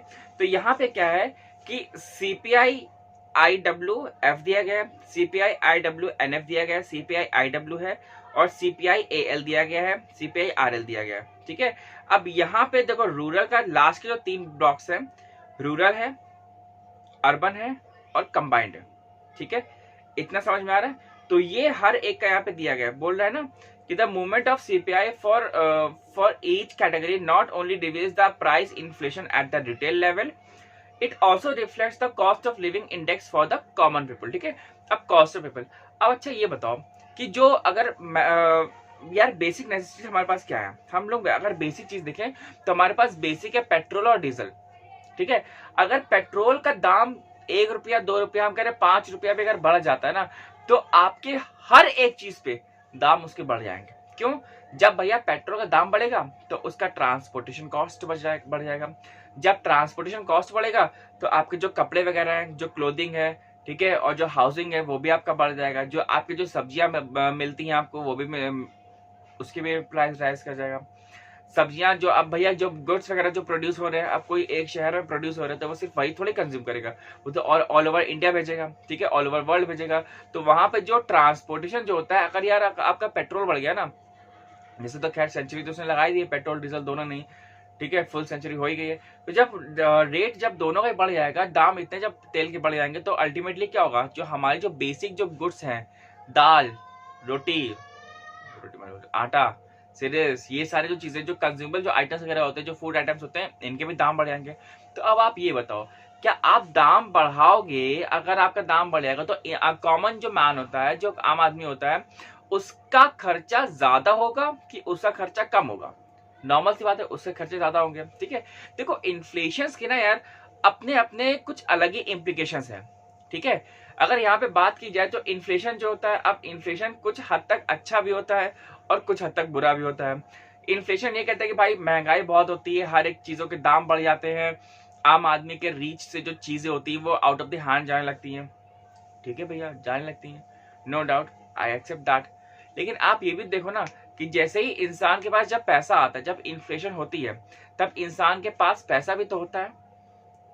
महंगाई जब हो रही होती तो उसकी सैलरी भी बढ़ेगी, जब उसकी सैलरी बढ़ेगी तो उसकी डिमांड भी बढ़ेगी, और जब उसकी डिमांड बढ़ेगी तो वो अलग अलग जो चीजों की डिमांड करना चालू करता है, ठीक है। अभी कहते भैया मैं 3 रुपए के पेंसिल लिखता था, नहीं भैया अब मेरे पास पैसा बहुत है, अब मैं 50 रुपए वाले पेंसिल लिखूंगा, ठीक है। मैं शर्ट ये वाली शर्ट खरीद रहा हूँ और शायद कहो मेरे को व्हाइट शर्ट भी चाहिए करके, ठीक है, मेरे को गाड़ी भी चाहिए, मेरे को शाम को खाना भी बाहर खाना करके। तो इंसान की डिमांड्स बढ़ने लगती हैं, लेकिन over a period of time it will not be successful in the long run, ठीक है। लंबे समय तक इन्फ्लेशन नहीं रह सकता, हमारी इकोनॉमी कोलैप्स कर जाएगी, ठीक है, ये सारी चीजें। तो आप अभी यही देख लो फिलहाल, ये जो टेबल वगैरह दिया हुआ है, तो यहाँ पे हमारे पास क्या है, आपका रूरल का ही बता रहा है, आपका अर्बन का ही बता रहा है, और दोनों का कंबाइंड भी बता रहा है कि इन्फ्लेशन का रेट हमारे पास क्या चल रहा है, ठीक है, ये है। और इसी में हमारे पास एक ग्राफ वगैरह भी दिया, जो लाइन ग्राफ है ये भी हमारे पास दिया हुआ है, ठीक है। क्या बोला, the movement of the CPI IW in India over the last decades clearly reveals that the average retail price of food item remain higher than that of the non food items, ठीक है, ये आप देख ही रहे हो। And in the non food item in the consumption basket of the industrial worker, ठीक है। अब हम लोग आते हैं यहाँ पे डिफरेंसेस में, ठीक है। अब ये डिफरेंसेस क्या बोल रहा है, WPI और CPI का डिफरेंस भैया याद करें ना बहुत ही अच्छे से, ठीक है। इस बार तो शायद नहीं आ रहा है, शायद कटा हुआ है, लेकिन फिर भी आप लोग अपने से जरूर याद कर लीजिएगा, इंपॉर्टेंट है। तो यहाँ पे WPI का जो पहला पॉइंट है बोल रहा है कि it is a measure of average wholesale price movement for the economy, ठीक है। एवरेज होलसेल प्राइस, यार नाम में ये होलसेल, ठीक है, तो होलसेल ही तो आएगा, ठीक है। CPI में क्या बोल रहा है, it is a measure of changes in general level of retail price of selected goods and services consumed by the common people, ठीक है। तो यहाँ पे हमारे पास क्या रहा, वहां पे WPI में होलसेल प्राइस है और यहाँ पे CPI में हमारे पास क्या है, जो आम आदमी जो कंज्यूम कर रहा होता है वहां पे हम लोग CPI को उस कैटेगरी में लेकर के आते हैं, जो आम आदमी का जो कंजम्पशन वगैरह होता है वो उसका CPI में ही आता है, ठीक है। सेकेंड पॉइंट है कि it involves 3 broad commodities groups, primary goods, fuel, power and the manufacture goods, ठीक है। होलसेल ये हमारे पास बेसिक कमोडिटी है, इस पे तो हम लोग करेंगे एटलीस्ट। CPI में क्या है कि it involves 6 broad categories of commodity basket, ठीक है। 6 ब्रॉड कैटेगरीज, अभी पीछे पढ़ के हम लोग जस्ट क्या है, food and beverages, pan and tobacco, housing, fuel, light, clothing and footwear, ठीक है। ये हमारे पास हो गया। थर्ड क्या कह रहा है, it is calculated for primary goods, fuel and power, manufactured goods and for all commodity goods, ठीक है। ये है, इसमें क्या है, it is calculated for different segments of population in a country, ठीक है। तो calculate different segments of population, ठीक है। हर एक टाइप के जो लोग होते हैं भाई उनकी अलग अलग डिमांड्स होती हैं, ठीक है भाई। जिस चीज की डिमांड ज्यादा होगी उस चीज की जो सप्लाई अगर ठीक ठाक होगी तो अच्छी बात है, लेकिन एज द डिमांड राइजेस तो वहां पे उस कमोडिटी का जो प्राइस होता है, उस आइटम का जो प्राइस होता है वो बढ़ जाता है, ये ध्यान रखिएगा। इसमें क्या है, नेक्स्ट है, it is released by the office of economic adviser, department of industrial policy and promotion, DIPP, ministry of commerce and industry. ये मैंने आपको पहले ही बोल दिया था कि जो WPI है और जो CPI है, इन दोनों का जो डेटा है वो कौन रिलीज करता है, तो ये इंपॉर्टेंट जरूर है, कौन सी मिनिस्ट्री इनको निकालती है, आप ये जरूर ध्यान कर लीजिएगा, ठीक है। ये मत सोचना कि भैया जो क्या बोलते हैं कि जो क्वेश्चन आंसर्स वगैरह हैं या जो ऑब्जेक्टिव वगैरह हैं वो सिर्फ कोर्स के बुक से ही आएंगे, इधर उधर से भी अल्ले पल्ले से आ सकते हैं, ठीक है। तो इसलिए मैं वीडियो बना रहा हूँ, ठीक है। तो इसीलिए मैंने जो रिड्यूस सिलेबस है उससे मैं वीडियो नहीं बना रहा, जिससे कि भाई आप लोग को बहुत ज्यादा बेनिफिट हो सके, ठीक है। और यहाँ पे है कि the different segments of CPI are released by the central static office, CSO बता चुके थे, ministry of statics and programme implementation, MSPI for CPI rural, urban and the combined. And यहाँ पे क्या है कि the labour bureau, ministry of labour for other category of CPI, ठीक है। ये है। नेक्स्ट हमारे पास फिफ्थ है कि manufacture goods get maximum weightage in its estimation, ठीक है। यहाँ पे food items gets maximum weightage of its estimation. अभी यहाँ पे WPI में क्या है कि मैन्युफैक्चर गुड्स यार होलसेल का प्राइस है, तो यहाँ पे हम लोग मैन्युफैक्चर कर रहे हैं, हम लोग चीजों को बना रहे हैं, तो वहां पे जो बनाने वाले जो प्रोडक्ट्स होते हैं उनका जो वेटेज वो ज्यादा होता है। लेकिन यहाँ पे क्या हमारे पास जो कंज्यूम कर रहा होता है, ठीक है, जो फूड आइटम्स वगैरह, भाई कंज्यूम क्या है, खाने पीने की चीजें, तेल थोड़ी पियेंगे, पेट्रोल थोड़ी पियेंगे, कपड़ा थोड़ी खाएंगे तो खाने ना, तो जो खाने का जो आइटम होता है वो हमारे लिए उसको वो मैक्सिमम होता है, ठीक है, उसको जो वेटेज है वो मैक्सिमम होता है, ठीक है। अब हम लोग आते हैं, अब नया जो इम्पोर्टेंट टॉपिक है वो हमारे पास है इन्फ्लेशन, स्टेजेस ऑफ इन्फ्लेशन, ठीक है। अब इन्फ्लेशन का स्टेजेस क्या क्या है भाई, महंगाई भी अपने अपने एक दौर पे होती है, ठीक है। दौर का मतलब यहाँ पे हमारे पास क्या हो गया कि अगर हम लोग यहाँ पे ये बात करते भैया कितनी महंगाई है रे, मतलब कहते कितना महंगा चीज था, कितना महंगा होगा, अरे हम कह रहे भैया 10% महंगा होगा, 20% महंगा होगा। कुछ चीजें जो होती हैं कहते हैं ना कुछ महंगी होती है, भाई वैगनार है, वैगनार आपकी ठीक ठाक है, 5 लाख तक क्या रहती है।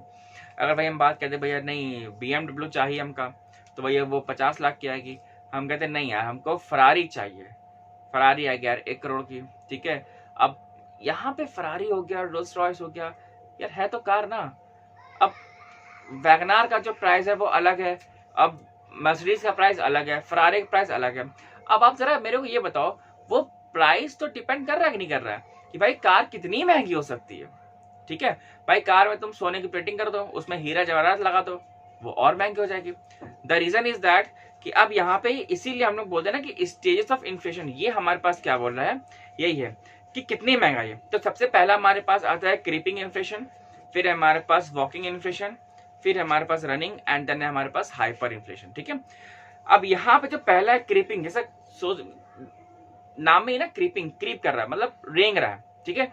यहाँ पे आप ऐसे समझोगे जब इन्फ्लेशन हमारे पास 2 से 5 डिग्री दिया हुआ ना परसेंट, 2 से 2.5 या 3 या 5 तक भी हमारे पास चल जाएगा, तो उसको हम लोग बोलते हैं क्रीपिंग इन्फ्लेशन, ठीक है। क्रीपिंग इन्फ्लेशन जो होता है हमारे लिए इकोनॉमी के लिए वो हेल्दी होता है। ये क्यों है, ये 11th में है तो 11th में बताएंगे, ठीक है।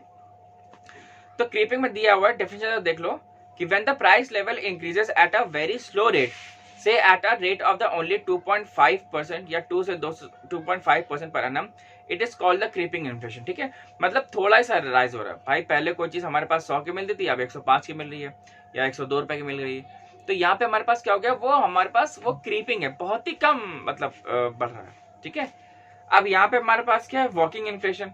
ठीक है, अब वॉकिंग में हमारे पास क्या बोल रहा है कि अब भैया क्रीप नहीं कर रहा है, वो रेंग नहीं रहा है, अब महंगाई चल रही है। ठीक है, अब चलने मतलब क्या हो गया कि अभी भी देखो यहाँ पे है 5 to 6%। अच्छा, एक चीज ये ध्यान रखना कि जो क्रीपिंग है और जो हमारे पास जो वॉकिंग है, इन दोनों में हमारे पास जो इन्फ्लेशन जो है, पिट जाओगे तुम, जो इन्फ्लेशन जो है हमारे पास यहाँ पे क्या कह रहा है कि क्रीपिंग और जो वॉकिंग है ये हमारे पास सिंगल डिजिट में ही है अभी तक इन्फ्लेशन, मतलब कि टेंस में नहीं आया है, मतलब वंस में ही है, सिंगल डिजिट में ही है, मतलब कि 2-3% या फिर हम लोग कह सकते हैं 7%, 8%। ठीक है, तो यहाँ पे हमारे पास ये चीजें आएंगी। ठीक है, तो इसको हम लोग बोलेंगे वॉकिंग इन्फ्लेशन। ठीक है, ये क्या हमारे पास इसका डेफिनेशन है, if the general price level of the economy increases at a rate of 5 to 6% per annum is called the walking inflation। ठीक है, तो क्रीपिंग समझ में आया, अब वॉकिंग भी हो गया कि भैया 5 to 6% तक अगर उसका दाम बढ़ रहा है तो हमारे पास वॉकिंग इन्फ्लेशन आता है। पक्का? ठीक है, ये चीज है। अब नेक्स्ट हमारे पास रनिंग इन्फ्लेशन। अच्छा, मतलब ऐसे नहीं आ रहा कि वो पार्क का हिसाब किताब नहीं हम लोग को लग रहा है कि मतलब पहले रेंग रहे थे, अब चल रहे हैं, अब दौड़ रहे हैं। ठीक है, अब यहाँ पे रनिंग आता है। अब रनिंग का मतलब क्या हो गया कि जब जो डिजिट्स है हमारी वो हमारे पास जब 2 डिजिट में आ गई है। ठीक है, जब 10 डिजिट तक आ गई तो वो हमारा कहलाएगा that is the running inflation. ठीक है, क्या बोल रहा है कि when the price level rises a bit faster and the rate of growth of the price level is about 10% per annum is called a running inflation। ठीक है, ऐसे इसी तरीके से याद रखना। मैंने कहा ना क्रीपिंग हो गया, वॉकिंग हो गया, ये सिंगल डिजिट में इन्फ्लेशन है इनका। ठीक है, और जब हमारे पास रनिंग आता है तो ये रनिंग हमारे पास डबल डिजिट में आ जाता है। ठीक है, ये चीज है। तो यहाँ पे हमारे पास at this stage the inflation rate just become double digit here and the price movements are compared with the trotting of a horse। ठीक है, ये चीज है। नेक्स्ट हमारे पास डी है, that is the hyper inflation और द गैलोपिंग इन्फ्लेशन। अच्छा, ये आपको समझ में आएगी गैलोपिंग इन्फ्लेशन क्या होता है। अब यहाँ पे हाइपर मतलब बहुत ज्यादा, तो ये बोल रहा है कि अब जब डिजिट्स जो है महंगाई की वो अब आपके 100 से भी पार चली गई, मतलब 3 डिजिट में हो गई है या फिर 4 डिजिट में भी वो जा सकती है। ठीक है, 4 डिजिट में भी हो सकती है, तो मतलब बहुत ही ज्यादा महंगा है, जैसे हमारा वेनेजुला में। ठीक है, इतनी ज्यादा महंगाई कुछ कहने को नहीं। ठीक है, कि मतलब वो जो महंगाई होती है वो कंट्रोल में ही नहीं रहती है। जैसे वर्ल्ड वॉर 2 में जब हमारे पास जर्मनी में हुआ था, जब उसने जो मार्क्स थे जब वो प्रिंट करना चालू कर दिए थे, तो उसको हम लोग बोलते हैं। ठीक है, तो हाइपर में हमारे पास क्या बोल रहा है डेफिनेशन में, eight this stage the price rises 10 to even 100-fold in a single month, even if the general price level increase at the rate of say the 200% or the more, 200% तक ज्यादा। मतलब इतना ज्यादा महंगा है कि मतलब जो 5 रुपए का जो बिस्कुट था वो आपका शायद को 100 रुपए का मिल जाए या 500 रुपए का मिल जाए, इतना भी हो सकता है महंगाई। ठीक है, एट दिस मंथ। ठीक है, so this situation is compare to the galloping of a horse. Examples of such inflation are rare but such inflation have been experienced in Germany तुम पिटोगे in Germany in the 1920s and China around the period of the Second World War। ठीक है, I hope कि अभी तक आपको ये समझ में आ गया, और ये जो स्टेजेस जो है ये बहुत ही इंपॉर्टेंट है। ठीक है, अब नेक्स्ट टॉपिक है हमारे पास, that is the types of inflation. ठीक है, तो ये हमारे पास है 2 है कि demand pull and the cost push. ठीक है, अब यहाँ पे हमारे पास ये क्या आता है बच्चा कि देखो हमारे पास यार कोई भी जो चीजें होती हैं, कोई भी हमारे पास आर्टिकल दुनिया में कोई भी चीज है, ठीक है, वो सिर्फ 2 तरीके से महंगी हो सकती है। या तो उसकी डिमांड बहुत ज्यादा हो, पहली बात। ठीक है, या फिर जिस चीजों से वो चीजें बन रही, जैसे हम कह रहे हैं कि ये जो शर्ट है, ठीक है, अब भाई साहब कॉटन की डिमांड या तो इसकी डिमांड बहुत ज्यादा हो तब ये महंगी हो जाएगी, लेकिन अगर डिमांड नहीं है तो कैसे महंगी होगी कि भैया या तो जो कॉटन जो इसमें यूज हो रही है वो कॉटन की प्राइस महंगी हो जाए, तब शर्ट ऑटोमेटिकली महंगी हो जाएगी। समझ में? कोई भी जो चीज है, हम ये कह रहे हैं जैसे मान लो कि इस टाइम पे क्या हो गया, जैसे मान लो गर्मी का टाइम चल रही है, ठीक है, तो मान लो कि जो रुआवजा आता है, ठीक है, ओ भाई साहब, रुआवजा की जब अगर डिमांड ज्यादा बहुत ज्यादा हो जाएगी तो अल्टीमेटली उसका प्राइस हाई कर जाएगा, ठीक है। या फिर जब रुआवजा के जो इनपुट्स हैं, मान लो कि जो रेड कलर का जो पिगमेंट है या जो शुगर वगैरह है जो उसमें हम लोग डाल रहे हैं रुआवजा में, वो महंगी हो जाए तो ऑटोमेटिकली रुआवजा का प्राइस हाई हो जाएगा। समझ में आया? ठीक है, ये चीजें। तो अभी यहाँ पे क्या बोल रहा है, यही हमारे पास दो फैक्टर्स होते हैं, ठीक है, एक तो डिमांड पुल इन्फ्लेशन एंड हमारे पास कॉस्ट पुश इन्फ्लेशन। कॉस्ट क्या कर रही है, वो पुश कर रही है। हम बढ़ाना तो नहीं चाहते हैं लेकिन हम मतलब कर भी कुछ नहीं सकते। समझ में आ रहा है? जैसे मतलब क्या होता है कि हम बढ़ाने यार पीछे से महंगा आ रहा है, क्या करें। ऐसा सुना होगा आपने, जब आप कुछ खरीदने जाओ ना, यार सब्जी वगैरह खरीदो, जब आप कभी अपनी मम्मा वगैरह के साथ जाओगे, पापा के साथ सब्जी खरीदने जाओगे, तो यार अरे साहब पीछे से महंगा आ रहा है, क्या करें बताइए, इतनी महंगाई दौर में कहाँ से। तो ये जरूर बोलते सर पीछे से ही महंगा, पीछे मतलब कि जहां से वो बन रहा है ना वहां से जो उसके इनपुट्स वगैरह जो है वो खुद ही इतने महंगे हैं। अभी हमने क्या कहा आपसे कि जो पेट्रोल और जो डीजल के जो दाम है ना, अगर वो बढ़ गया तो हमारी हर एक चीज, हर जो एक प्रोडक्ट होता है उसके दाम बढ़ जाते हैं। ऐसा क्यों होता है? द रीजन इज दैट कि जब उसका दाम बढ़ेगा तो यार हमने कहा ना यार इसमें यूज करने वाली जो कॉटन है वो महंगी हो गई। तो महंगी कैसे हो गई? पहले ट्रक से ला रहे थे तो आप क्या सर पे रख के लेके आ रहे हैं? नहीं ना, क्योंकि पेट्रोल के दाम बढ़ गए। अब जब पेट्रोल और तेल के दाम बढ़ेंगे तो हमारे पास क्या होगा भैया, ज्यादा कॉस्टिंग आएगी, ज्यादा ट्रांसपोर्टेशन कॉस्ट आएगा। तो जब ट्रांसपोर्टेशन कॉस्ट हमारे पास ज्यादा आएगा तो अल्टीमेटली क्या होगी भैया, जो रुई होगी उसकी कॉस्टिंग बढ़ जाएगी। और जब रुई की कॉस्टिंग हो गई तो हमारे पास क्या होगा, अल्टीमेटली जो प्रोडक्शन बढ़ेगा उसका, ठीक है। तो हम लोग अब जब कॉस्टिंग बढ़ेगा तो क्या होगा भाई, जो कंज्यूमर होगा उससे तो पैसे लेंगे ना, तो वो प्रोडक्ट अल्टीमेटली महंगा हो जाएगा। समझ में आया? ठीक है।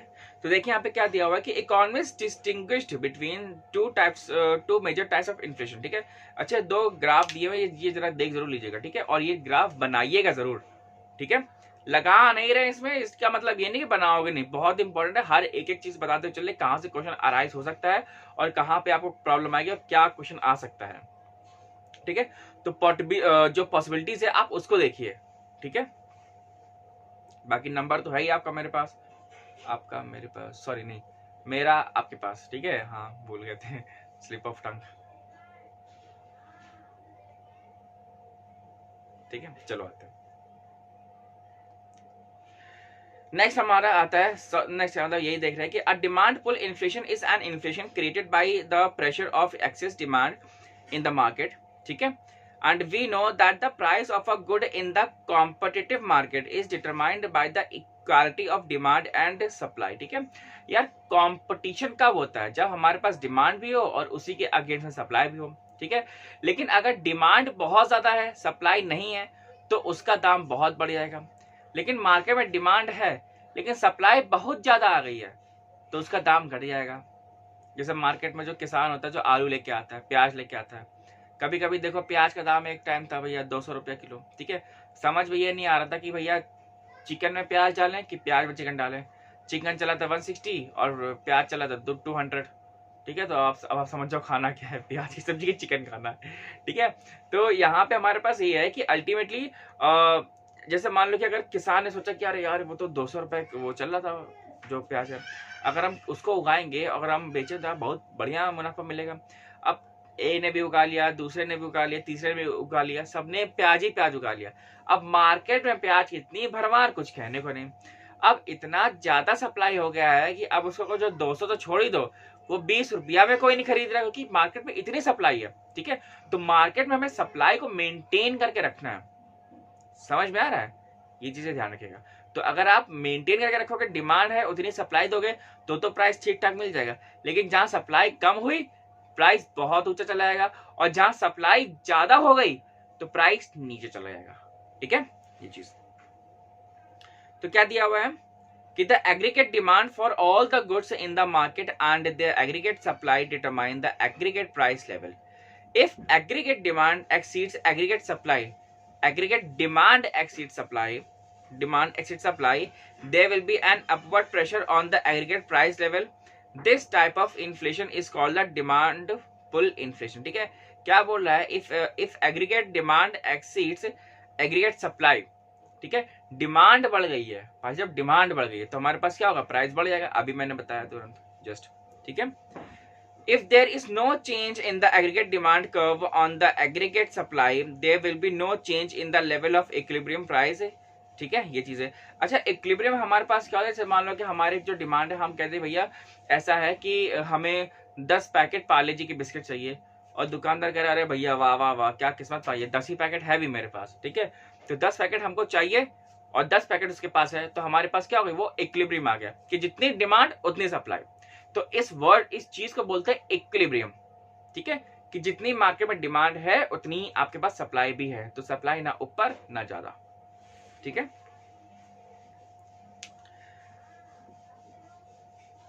तो अभी कहते हुए in this case the upward pressure on prices means that initially the aggregate price level was below the equilibrium. Inflation stops only when the aggregate price level reaches equilibrium. In figure 1 जो ऊपर वाली जो figure दी हुई है, ठीक है, देख लीजिएगा। In figure 1 the demand pull factors rise in the population or the national income in the country cause a rightward shift in the demand curve from the D0 to D1. Now the given supply curve SS, the equilibrium product price will increase from the OP0 to OP1, ठीक है, OP0 मतलब OP0 से OP1, ठीक है, P0 नहीं बोलते उसको P0 बोलते हैं, ठीक है। ये तो हमारे पास आगे डिमांड पुल का। अब नेक्स्ट उसमें है हमारे पास कॉस्ट पुश का भी जरा देख लीजिए, ये क्या बोल रहा है कि the other type of inflation is known as the cost push inflation. Suppose that there is increase in the cost of production of commodities, for instance there may be rise in the price of input and in the production process, ठीक है। अब उसके production process जो inputs हैं, ठीक है, वो उसका दाम बढ़ गया। जैसे मान लो कि पिज्जा है, पहले आपका 80 का था, अब 100 का मिल रहा है, तो क्या हो गया भैया, चीज महंगी हो गई होगी, जो आटा है जो मैदा है वो महंगा हो गया होगा, ठीक है, गैस महंगी हो गई होगी।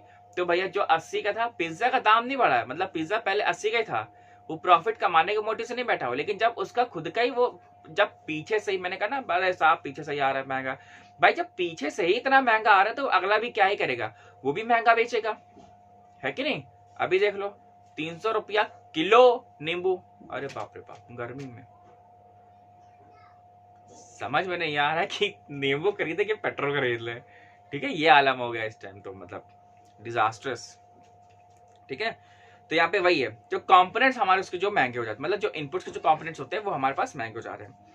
तो क्या बोला था, the suppliers are ready to supply same quantity at a higher price than before, this reduces the equilibrium output for the commodity, thus an increase in the cost of production will shift the aggregate supply curve to the left, ठीक है, left में वो shift हो जाएगा आपका, ठीक है। Figure 2 में देख लीजिए, आराम से फिगर दिया हुआ है, ठीक है, कोई टेंशन की बात नहीं है, ठीक है।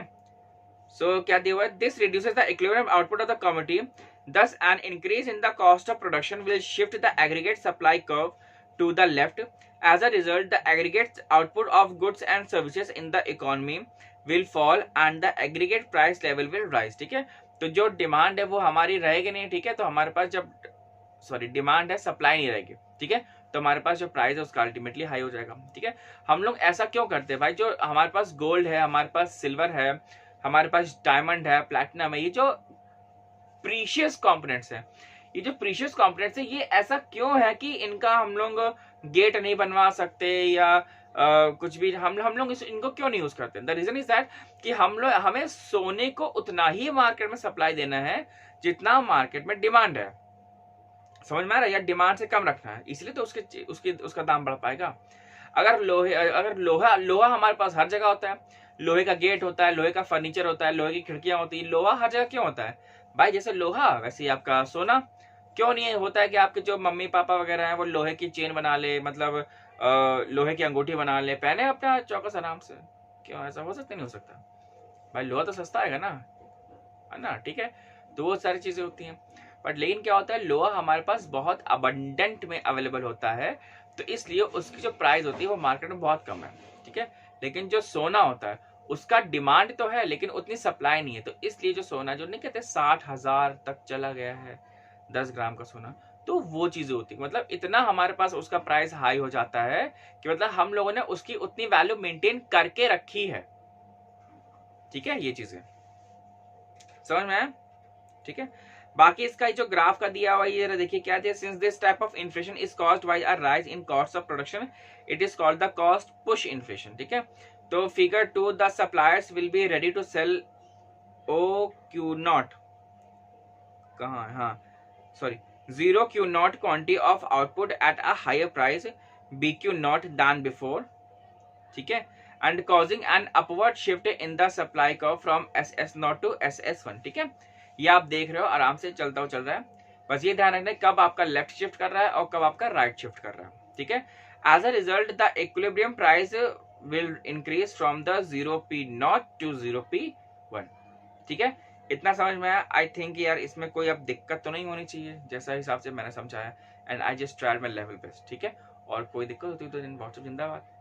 ठीक है, चलो आगे आते हैं causes of demand pull inflation. ठीक है, अब डिमांड पुल या कॉजेज क्या क्या कैसे कारण है, ऐसा क्या हो गया है, मतलब ऐसा कौन सी धरती में मतलब भूचाल आ गया है कि जो है कि जो मतलब कॉस्ट जो डिमांड पुल जो इन्फ्लेशन है वो उसके क्या क्या कारण है। ठीक है, ऐसा तो सबसे पहला हमारे पास increase in the public spending. ठीक है, अब लोग इतना खर्चा कर रहे हैं, अब खर्चा मतलब क्या होता है भाई, डिमांड। ठीक है, कि डिमांड है, हमने कहा ना इन्फ्लेशन की बात कर रहे हैं, लोगों के पास पैसा तो बिल्कुल आएगा ही आएगा। भाई होता क्या है कि जब इन्फ्लेशन होता है, जब महंगाई होती है, तब लोगों के पास पैसा बहुत होता है। आपको सर ये क्या बोल रहे हो आप, पैसा कैसे आ सकता है, महंगाई के जाए तो वांदे लग जाते हैं। भाई ऐसा है कि जो पैसा जब इन्फ्लेशन होता है ना, सपोज करो कि पहले कोई लेबर था, उसको मिलता था महीने का 9,000 रुपया, मान लो 10,000 रुपया मिलता था। ठीक है, अब सबको मालूम है यार इन्फ्लेशन जो है बढ़ रहा है, तो इन्फ्लेशन मान लो 7% से 8% से ईयरली इन्फ्लेशन बढ़ रहा है या क्वार्टरली बढ़ रहा है, तो अल्टीमेटली क्या हुआ, जब हमारे पास इन्फ्लेशन बढ़ा तो उसकी सैलरी भी तो बढ़ी ना, कि नहीं बढ़ी? भाई जो पहले उसकी सैलरी 10,000 रुपए थी, आज के टाइम पे उसकी जो सैलरी वो 15,000 रुपीज है। तो जब 15,000 रुपीज है, इसका मतलब कि उसके हाथ में 5,000 रुपए एक्स्ट्रा आया है ना, उसके घर के खर्चे 10,000 में पूरे हो रहे थे, लेकिन उसके हाथ में 5,000 रुपए एक्स्ट्रा आ गया। अब जब 5,000 रुपए एक्स्ट्रा आ गया है तो वो क्या करेगा, अच्छा तो डालेगा नहीं, सिंपल सी बात है, वो उसकी कुछ अब एक्स्ट्रा डिमांड्स आएंगी। क्या डिमांड आएगी, मतलब घनघनाता हुआ एकदम चौकस नया आईफोन ले लेगा, मतलब आईफोन तो नहीं, हाँ ले सकता है, क्यों ले सकता है, EMI करवा लेगा। ठीक है, नया फोन ले लेगा, स्पीकर्स ले लेगा, उन्हीं मतलब कपड़े ले आएगा, कुछ भी कर लेगा उस 5,000 का। ठीक है, क्योंकि वो एक्स्ट्रा मनी है, उसका घर का खर्चा 10,000 में चल रहा है, समझ में आया?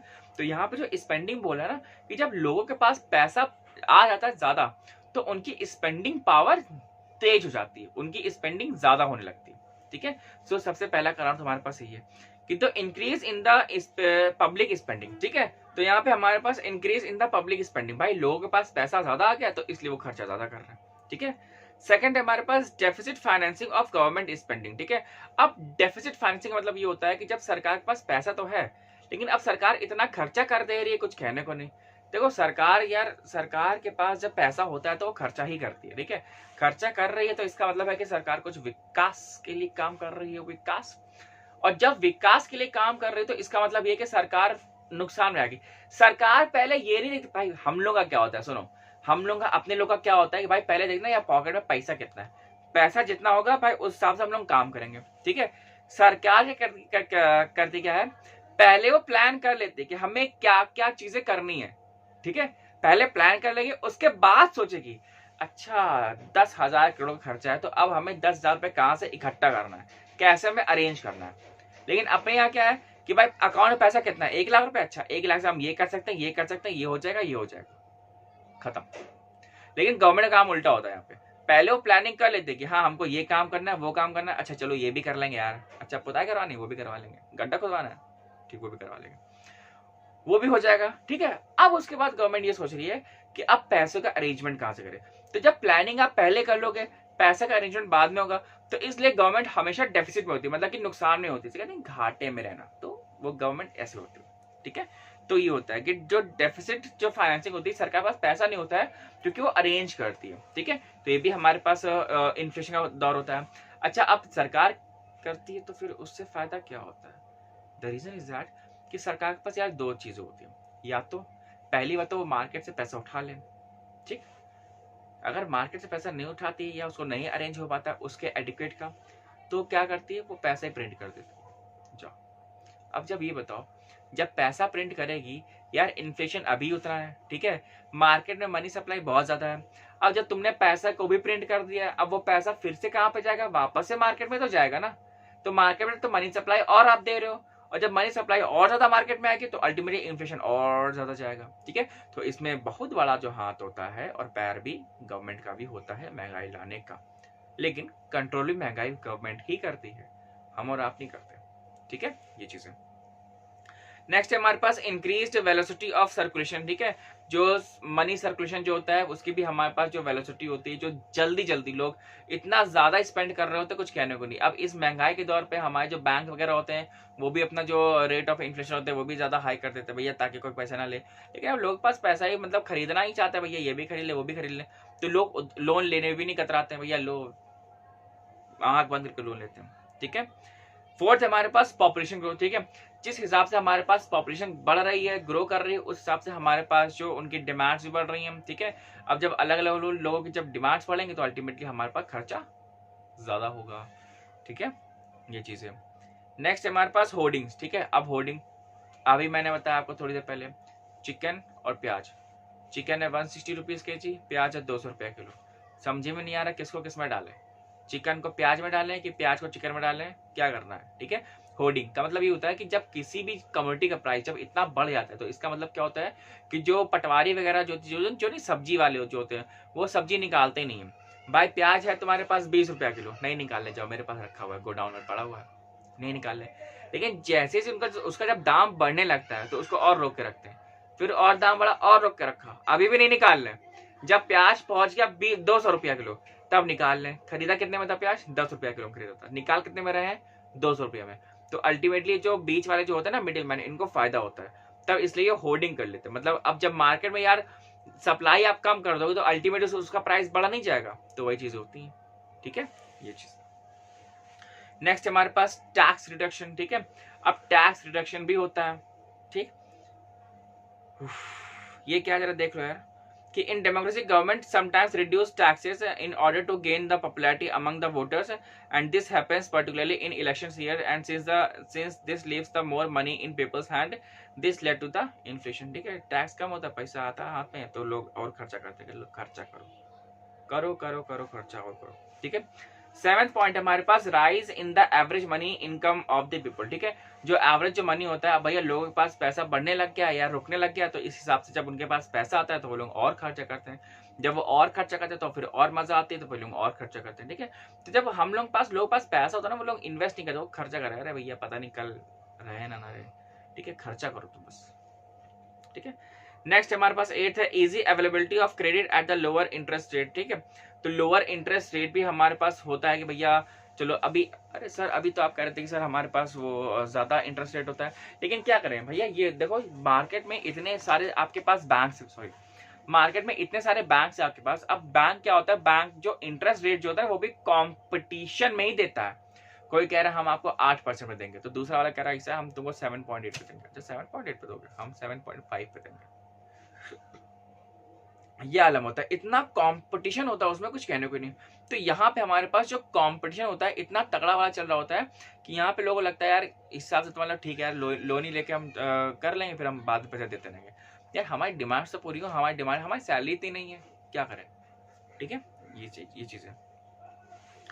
नेक्स्ट है हमारे पास changes in the taste and the preferences, ठीक है, अब लोगों का जो टेस्ट चेंज हो रहा है, फैशन चेंज हो रहा है, ठीक है, अब भैया लोग कह रहे हैं भैया नहीं मेरे को साड़ी वाली नहीं पहनी, मेरे को प्लाजो पहनना, ओ भाई साहब ये लो और ही बवाल, ठीक है, मेरे को अब बटन वाला फोन नहीं लेना है, मेरे को अब लैंडलाइन फोन नहीं लेना है, मेरे को अब स्मार्टफोन लेना है, मतलब लैंडलाइन फोन जो आपका 2-3 हजार रुपये का आ जाता है वो लेने में आपका दम निकल रहा है, लेकिन 20,000 का फोन ले लेंगे, ठीक है, क्यों, क्योंकि उसकी पोर्टेबिलिटी होती है, ठीक है। जो टेस्ट है जो प्रेफरेंसेस वगैरह होते हैं भाई उस वो भी एक कहीं ना कहीं एक फैक्टर है हमारे पास उसका करने का, सारे नहीं करने कुछ करने हैं, ठीक है, 4-5 करके चले जाना आराम से, लेकिन मालूम सारे होने चाहिए, इसलिए मैं पढ़ा रहा हूँ उस चीज़ को, ठीक है। नेक्स्ट आता है हमारे पास speculative activities and the price expectation, ठीक है, प्राइस एक्सपेक्टेशंस वगैरह क्या होता है ये भी जरा देख लो यार, कि sometimes the people try to speculate about the possible movement of price of some commodities or the assets in near future. For instance, the Indian share market, the investors may believe that the average price of the different shares will rise in the near future. ठीक है, speculate करना मतलब कि उसको अनुमान लगाना कि हाँ भैया आगे भविष्य में ये मार्केट आगे जाएगी या अच्छा काम करेगी या अच्छा उछाल लेकर के आएगी, तो this is the market speculations. ठीक है, कि हम लोग इसको देखते हैं भैया हमारे पास क्या चल रहा है, कितना दाम हो सकता है आगे जाकर के। ठीक है, नेक्स्ट हमारे पास लास्ट है ग्रोइंग ब्लैक मनी। ठीक है, अब ब्लैक मनी भी हमारे पास ग्रो करता है। अब ब्लैक मनी मतलब क्या होता है, जो हम लोग इलीगल जो मनी को हम लोग कमाते हैं, या फिर हम लोग जब टैक्स इविशन करते हैं या टैक्स नहीं देते हैं, सारा काम जो होता है हम लोग कैश में रखते हैं। अब भैया टैक्स आप दोगे नहीं तो हमारे पास क्या होगा, पैसा ज़्यादा रुकेगा, और जब ज़्यादा रुकेगा तो हमारा क्या होगा, हम लोग और ज़्यादा चीज़ें खरीदेंगे, हम लोग और ज़्यादा चीज़ें डिमांड करेंगे। जब डिमांड हम लोग करेंगे वहाँ पे, तो हमारे पास क्या होता है, वो that will ultimately lead to the rise in the inflation. Clear? ठीक है, आई थिंक यहाँ तक समझ में आया होगा, और कोई भी दिक्कत वगैरह हो तो आप पूछ सकते हैं। ओके,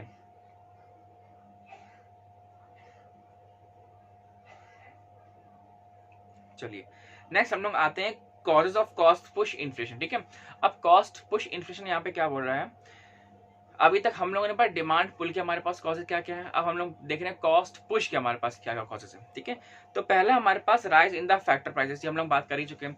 कोई भी चीज का अगर कोई चीज आप बना रहे हो, कोई आप प्रोडक्शन कर रहे हो, आप मैन्युफैक्चरिंग यूनिट आपने डाली हुई है, तो भाई उसका रॉ मटेरियल का ही दाम उतना बढ़ा हुआ आ रहा है पीछे से ही। ठीक है, तो हम लोग यार जब प्रोडक्ट बनाएंगे तो यार बढ़ के मिलेगा यार, वो हाई प्राइस पे मिलेगा। ठीक है, सस्ते में तो मिलेगा नहीं आपको। ठीक है, ये चीज है। नेक्स्ट क्या है, राइज इन टैक्स रेट और the tax rate on goods and the services. ठीक है, जो टैक्स रेट्स वगैरह होते हैं वो भी आपका जो दाम वगैरह होता है वो उसमें बढ़ जाता है। अभी ये क्या बोला कि if there is an increase in the tax rate on the several goods and services produced by the producers and sold them at the seller, this rise the tax burden upon the producers and the seller at the first instance. ठीक है, this tax burden also raises the cost of production and then the producers or sellers try to shift this tax burden upon the buyers by raising the product price. ठीक है, तो price जब बढ़ जाएगा तो भैया जो टैक्स का जो बर्डन होता है वो अल्टीमेटली आप जानते हो जो कंज्यूमर फाइनल कंज्यूमर होता है उसको देना पड़ता है। और जब फाइनल कंज्यूमर दे रहा है तो इसका मतलब भाई अभी कोई चीज़ यार वो 1000 रुपये की मिल रही थी, अब आपने उस पर टैक्स लगा दिया, अब आप 1200 की आपने कर दी, तो अल्टीमेटली हुआ क्या कि भाई साहब 1200 रुपये, मतलब जो अभी तक पहले पिछले साल तक 1000 की थी अब वो 1200 की हो गई है। ठीक है, तो ऐसा कैसे हो जाएगा। ठीक है, जैसे आपके अभी आप देख सकते हो अपने जो मोबाइल रिचार्ज वगैरह हैं, ठीक है, वो बहुत महंगे हो गए, बहुत ही ज़्यादा महंगे हो गए। ठीक है, तो ये सारी चीजें। नेक्स्ट है हमारे पास थर्ड है a reduction in the government subsidy. ठीक है, जो गवर्नमेंट सब्सिडी है ये भी हमारे पास सब्सिडी तो आप जानते होंगे। ठीक है, तो सब्सिडी जो सरकार आपको देती है तो उसमें भी रिडक्शन करना। पहले आपको जो एलपीजी सिलेंडर में जो गैस सिलेंडर होता था उसमें आपको सब्सिडी मिलती थी, लेकिन अब इसमें क्या है, अब इसमें सब्सिडी भी नहीं मिल रही है, सुना है ना, तो वो भी पैसा बच रहा है। ठीक, दिया हुआ ना कि sometimes the government provide subsidy to the producers to encourage them for producing certain goods. ठीक है, तो यहाँ पे जो सरकार होती है वो उसको और प्रोड्यूस करने के लिए और मोटिवेट कर रही है। ठीक है, जो धंधा पानी जो होता है ना यार, जो बिजनेसमैन वाला होता है, जो बिजनेसमैन बंदा होता है उसको मालूम होता है कि जो हम लोग काम कर रहे हैं वो उस पर सरकार अगर हमको हेल्प करेगी तो अल्टीमेटली हम अपना एंड से बेस्ट ऑफ द बेस्ट देने की कोशिश करेंगे। ठीक है, और जब हमसे बेस्ट निकल रहा है तो इसका मतलब ये है कि सरकार हमको हेल्प तो करे। यार ऐसा कैसे हो जाता है कि मतलब जो चाइना के जो गवर्नमेंट्स वगैरह हैं, जो अमेरिका की जो गवर्नमेंट्स हैं, वो अपने जो बिजनेसमैन होते हैं उनको बहुत सब्सिडी देती है। अरे मतलब दिल खोल के छप्पर फाड़ के सब्सिडी देती है यार, उनके इसीलिए तो उनके जो प्रोडक्ट्स हैं इंडियन मार्केट में इसलिए तो पेनिट्रेट कर रहे हैं। यार झालर लेने जानी है दिवाली की, 10-10 रुपए की झालर मिल जाएगी, 20-20 रुपए की झालर मिल जाएगी, मतलब इतना सस्ता। अरे यार चाइना से आ रही है, मतलब एरोप्लेन जहाज से आ रही, मतलब यार हम लोग विदेश नहीं जा पा रहे हैं, मतलब मेरी झालर विदेश से होकर के आ रही है, बताओ इतना सस्ता बनाते हैं लोग। ठीक है, मतलब अब बनाते नहीं है, अल्टीमेटली होता है कि इनकी जो गवर्नमेंट होती है ना वो इनको सब्सिडी बहुत देती है। ठीक है, ये चीजें। नेक्स्ट हमारे पास यूज ऑफ प्रिमिटिव टाइप और द ओल्ड फैशन टेक्नोलॉजी, ठीक है।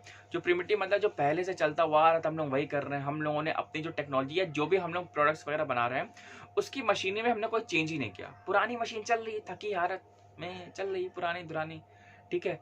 खड़खड़ खड़खड़ खड़खड़ खड़खड़ अलग कर रही है, ठीक है। स्क्रू गिरे जा रहे हैं, पेज गिरे जा रहे हैं, रोज तेल डालना पड़ रहा है। अब टेक्नोलॉजी अब आके बिल्कुल डिजिटल सारी मशीन हो गई हैं, रोबोटिक्स में आती हैं, आप उसको लेकर के आइए, ठीक है। तो इन्फ्लेशन उससे भी बढ़ जाता है आपका, ठीक है। ये भी चीजें हैं।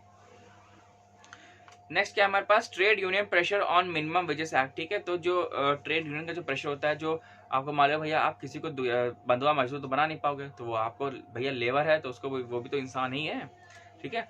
इसमें क्या दिया हुआ है कि sometimes the producer will have to raise the wage rates to be paid to the casual and the permanent workers either because of the trade union pressure or due to the imposition of the minimum wages act, ठीक है। तो भी उसको पैसे देने ही पड़ते हैं, और जब उसको पैसे देने ही पड़ते हैं तो अल्टीमेटली क्या होगा कि उसको लेबर के हाथ में पैसे देगा, तो लेबर की जो डिमांड है वो भी कुछ अराइज होगी, ठीक है। मैं ओवर भी बता रहा हूँ, मतलब कि एक्चुअली में इस पॉइंट में दिया क्या हुआ है, ठीक है। Apart from this video you have to just look into your books, और बुक्स को पढ़ना पड़ेगा। अगर आप लोग बैठे हैं कि नहीं हम सर की वीडियो देख लें तो बेटा कॉन्सेप्ट समझ जाओगे, लेकिन जो राइटिंग की जो लैंग्वेज है ना, वो आपको बुक से ही समझ में आएगी, ठीक है।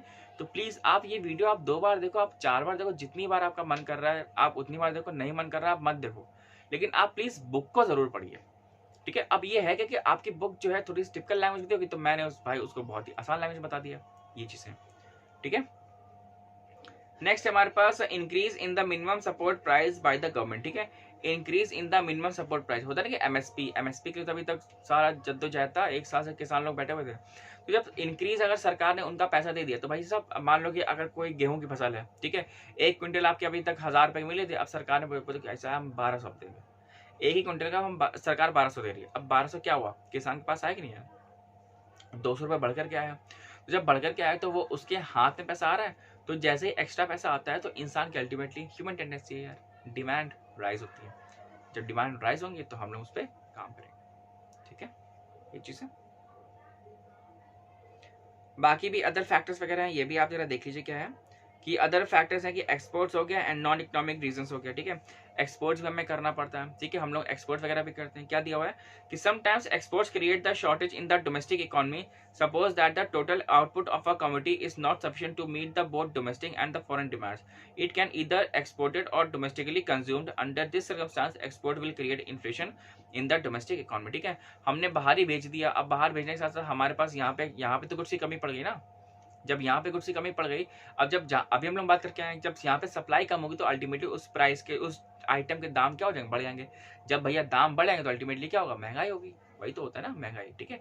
तो या तो आप एक्सपोर्ट मत करो, लेकिन एक्सपोर्ट करने से भी फायदा होता है, वो भी अपने अलग अलग प्रोज एंड कॉन्स होते हैं, ठीक है। नेक्स्ट हमारे पास नॉन इकोनॉमिक रीजन, ठीक है। अब नॉन इकोनॉमिक रीजन का मतलब क्या होता है,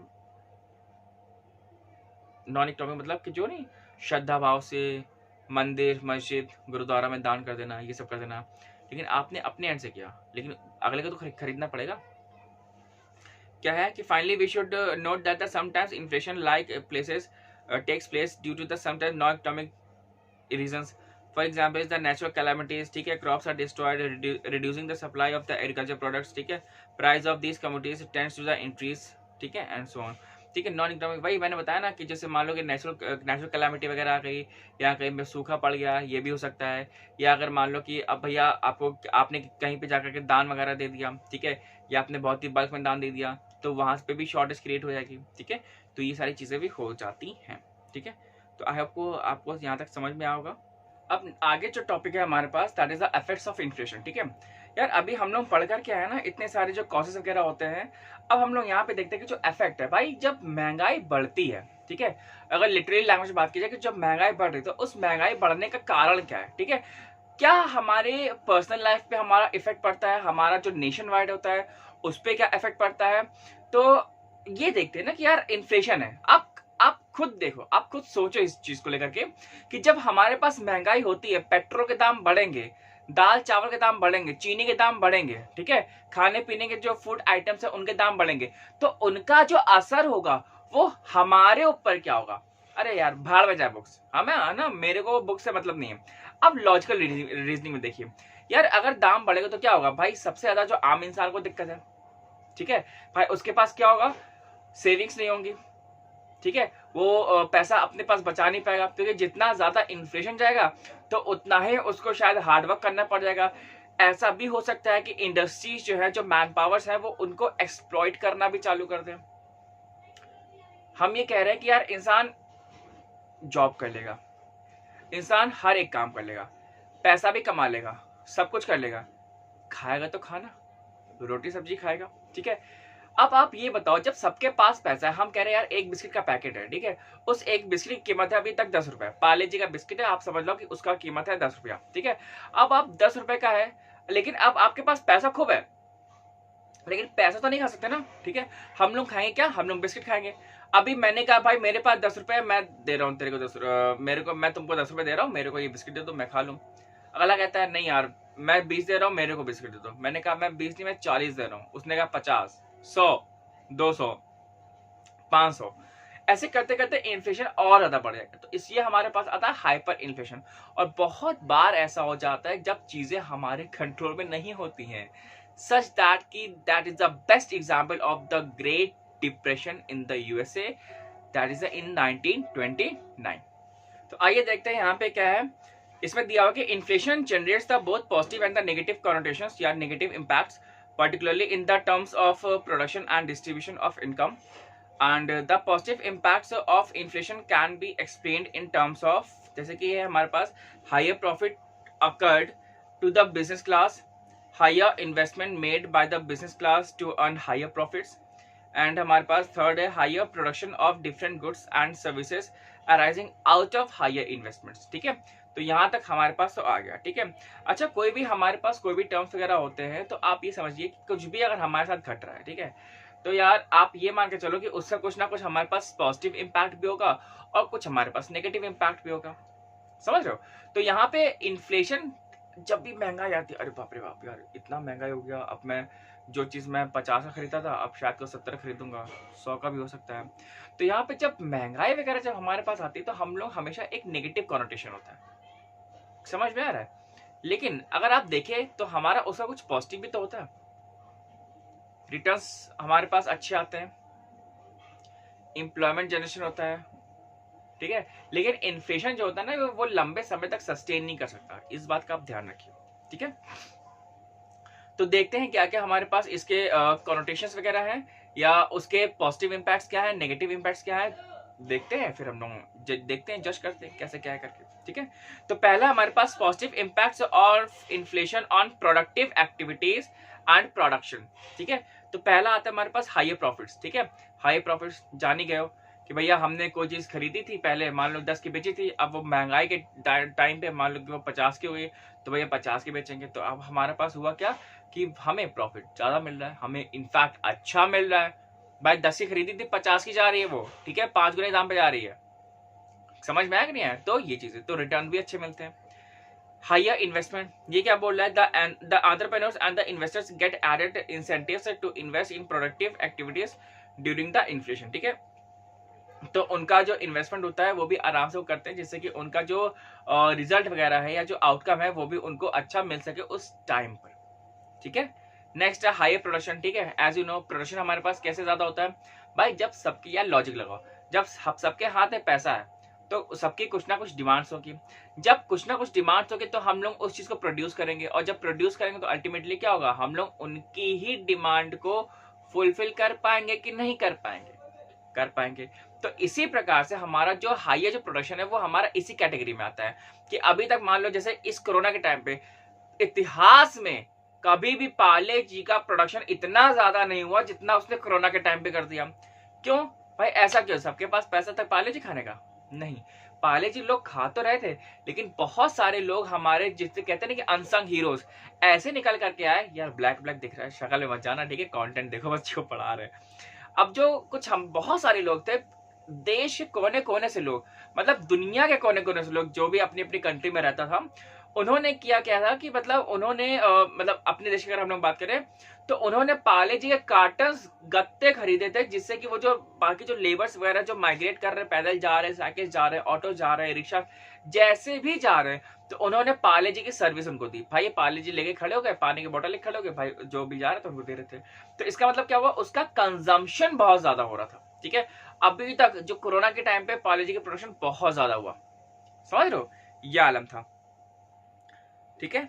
जैसे आप फिगर में भी देख सकते हो, ठीक है। तो हमारा क्या है, अल्टीमेटली जो रिटर्न है वो हमारे पास आगे आ ही रहा है, मतलब बढ़ ही रहा है, ठीक है। अब आता है हमारा जो है the positive impact of inflation on income distribution. अब इनकम डिस्ट्रीब्यूशन पे क्या चल रहा है ये भी हम लोग देख लेते हैं।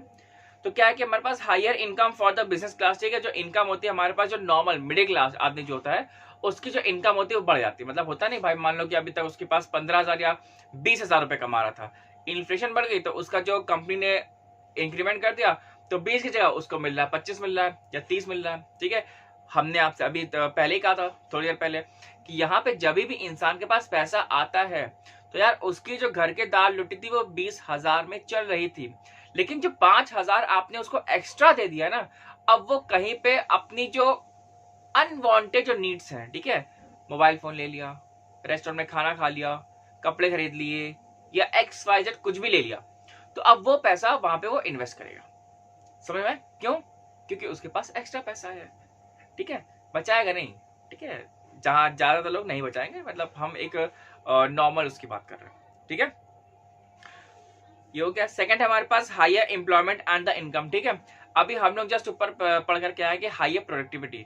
अब यार जब हायर प्रोडक्टिविटी हो रही है, जब कोई सामान ज्यादा बन रहा है तो हमें ज्यादा मैन पावर चाहिए, ज्यादा मैन पावर चाहिए, मतलब ज्यादा मैन पावर चाहिए, तो इसका मतलब ही यही है कि भैया हमें ज्यादा प्रोडक्शन करना पड़ेगा। तो जब प्रोडक्शन करना पड़ेगा हम दूसरा प्लांट भी खोल लेंगे, दूसरा प्लांट भी है, हमें और मैन पावर चाहिए, तो वहां पे एम्प्लॉयमेंट जो जनरेशन होता है वो ज्यादा होती है, ठीक है। तो वहां पे जॉब लगभग मिलने लगती है बहुत ज्यादा लोगों को। देखो 100% एम्प्लॉयमेंट देना it is next to impossible, ठीक है। 2-4%, 5% अनएम्प्लॉयमेंट होना भी बहुत जरूरी होता है, जस्ट बिकॉज ऑफ द अपनी इकोनॉमिक जो हमारी हेल्दी रहे, ठीक है। हमारा जो इकोनॉमिक पूरा सिस्टम है भाई, जो 2-4%, 5% अगर लोग अनएम्प्लॉयड भी रहते हैं ना, तो भी हम लोग उसको 100% इकोनॉमिक एम्प्लॉयमेंट में ही काउंट करते हैं। क्यों, क्योंकि यार आप ये भी तो देखो ना कि जब तक आपके अगर 100%, तो क्या पॉसिबल है, बिल्कुल नहीं हो सकता, वो प्रैक्टिकली पॉसिबल ही नहीं है, ठीक है। प्रैक्टिकली पॉसिबल है ही नहीं कि हम किसी को 100% एम्प्लॉयमेंट दे सके। लेकिन बस यहाँ पे यही चीजें होती हैं कि हम लोग कोशिश करते हैं कि सबको यहाँ पे नौकरी मिल जाए। तो यहाँ पे जो दिया हुआ ना, ये क्या पॉइंट है, higher employment and the income, ठीक है। तो एम्प्लॉयमेंट, लोगों को नौकरी सबको मिलेगी और वहां पे उनके पास इनकम भी आएगी, ठीक है, ये चीज है। नेक्स्ट है possibility of higher income for the shareholders, ठीक है। तो शेयर होल्डर का भी शेयर कंपनी बढ़ जाता है तो उसको भी रिटर्न अच्छा मिलता है, ऐसा, ठीक है। नेक्स्ट हमारे पास गेन फॉर द बोरोवर्स, ठीक है। तो बोरोवर जिसने उधार लिया होता है वो उसके लिए गेन हो जाता है, ठीक है, ये चीजें। अब नेगेटिव कॉनोटेशन क्या है कि negative impact of inflation and productive activities and the production, ठीक है। अब यहाँ पे क्या बोला है कि the increase in speculative investment, ठीक है। अब स्पेकुलेटिव इन्वेस्टमेंट मतलब जरा देखते हैं, सुन लो जरा। If the price level rises at a fast rate, speculative investment says that purchasing shares, land, gold, gems, jewelry, and so on may increase in the economy for earning quick profits. These type of investments do not help in the creation of productive capital in the economy, and this creates a bad impact on total production in an economy, ठीक है। तो ultimately होता क्या है, आप जितने सोच रहे हो हम खरीद ले, लेकिन आप ये भी तो देखो कि जितनी महंगाई होती है, हम कह रहे भाई क्यों नहीं सरकार ऐसा करती है कि यार वो सारे जो नोट्स को प्रिंट कर दे, सबको दे दे। द रीजन इज दैट कि जितना ज्यादा आप नोट को प्रिंट करोगे ना, तो आप अपनी खुद की करेंसी को आप डिवैल्यू कर रहे हो। वर्ल्ड वॉर सेकेंड में जब जर्मनी का जो मार्क्स करेंसी थी, तो उसने इतना ज्यादा कर दिया था, इंस्पाइट ऑफ दैट कि $1 is equal to I think 1 crore marks हो गए थे, जर्मन मार्क्स, समझ रहे हो, इतना ज्यादा उसने प्रिंट कर दिया था। मतलब हर एक के पास, वेनेजुला में आप देख सकते हो, मतलब वहां पे त्राहिमाम मच गया था यार। अगर किसी को एक अंडा खरीदने जाना है, बाल कटवाने जाना है, मतलब बोरा भर भर के नोट लेकर के जा रहा है वो, समझ में आ रहा है। तो इतना आलम आ गया था, ठीक है, ये चीजें। तो डिवैल्यू भी होती है, हम लोग जब आता है इन्फ्लेशन, तो हमारी जो करेंसी होती है वो डिवैल्यू भी होने लगती है बाय द टाइम। नेक्स्ट हमारे पास harmful impact on the capital accumulation, ठीक है। जो कैपिटल जो होता है हमारे पास, जो कहते हैं ना कि जो एसेट्स वगैरह होते हैं, तो उस पर भी हमारे पास इफेक्ट पड़ता है। क्यों? देखो भाई, over a period of time वहां पे आपकी जो क्रिएशन ऑफ जो वेल्थ है वो तो हो रहा है, लेकिन आप उसकी वैल्यू घटा रहे हो। ठीक है, देखो क्या दिया हुआ इसमें, if the price rise becomes chronic, people prefer goods to money, and because the real value of money will fall in the future, they also prefer immediate consumption to consumption in future, so their desire to save is reduced. At the same time, their ability to save also becomes less, because with their given money income they have to spend more on purchasing the same quantity of goods and services। ठीक है, तो यहाँ पे वही चीजें आ गई हैं कि जो हमारे पास जो गुड्स हैं और जो सर्विसेज हैं, हम लोग पहले बात कर चुके हैं यार। जब इन्फ्लेशन है ना गुरु, तो एक बात ध्यान रखो, इन्फ्लेशन है तो तुम्हारी करेंसी डी वैल्यू होगी, ये ध्यान कर लो, डी वैल्यू तो होगी ही होगी। ठीक है, और जब हमारे पास डी वैल्यू होगी तो वहां पे फिर मसला हो जाएगा। ठीक है, तो सबसे बढ़िया इलाज यही, देखो महंगाई में हम लोग क्या कर सकते हैं यार, महंगाई में अगर हम लोग खुद की करेंसी रखेंगे तो हम लोग की तो बैंड बजने वाली। ठीक है, क्या करो, गोल्ड खरीद लो, ज्वेलरी खरीद लो, ठीक है, या कोई आप ऐसा एसेट्स खरीद लो जो कि आपके लंबे समय तक रहे आपके पास। ठीक है, तो जैसे कहते हैं यार, बाप दादा के जमाने में, राजा महाराजाओं के जमाने में गोल्ड तब भी बहुत प्रचलित था, आज भी प्रचलित है और आगे भी प्रचलित रहेगा। द रीजन इज दैट कि जो गोल्ड है हमारे पास, क्या सोना, कि भैया गोल्ड में इन्वेस्ट कर दो, that is the best investment ever. ठीक है, शेयर मार्केट का क्या भरोसा यार, इसीलिए बड़े बुजुर्ग कहते हैं ना कि यार जो पैसा घर के अंदर है वो अपना पैसा है, और जो घर के बाहर चला गया पैसा वो फिर समझ लो आना नहीं है। ठीक है, मतलब कि आप उसको या तो खर्च करके ही आओगे, कोई सामान खरीद के लेके आओगे, या मार्केट धड़ाम हो जाएगी, महंगाई बढ़ जाएगी, कछाव हो जाएगा।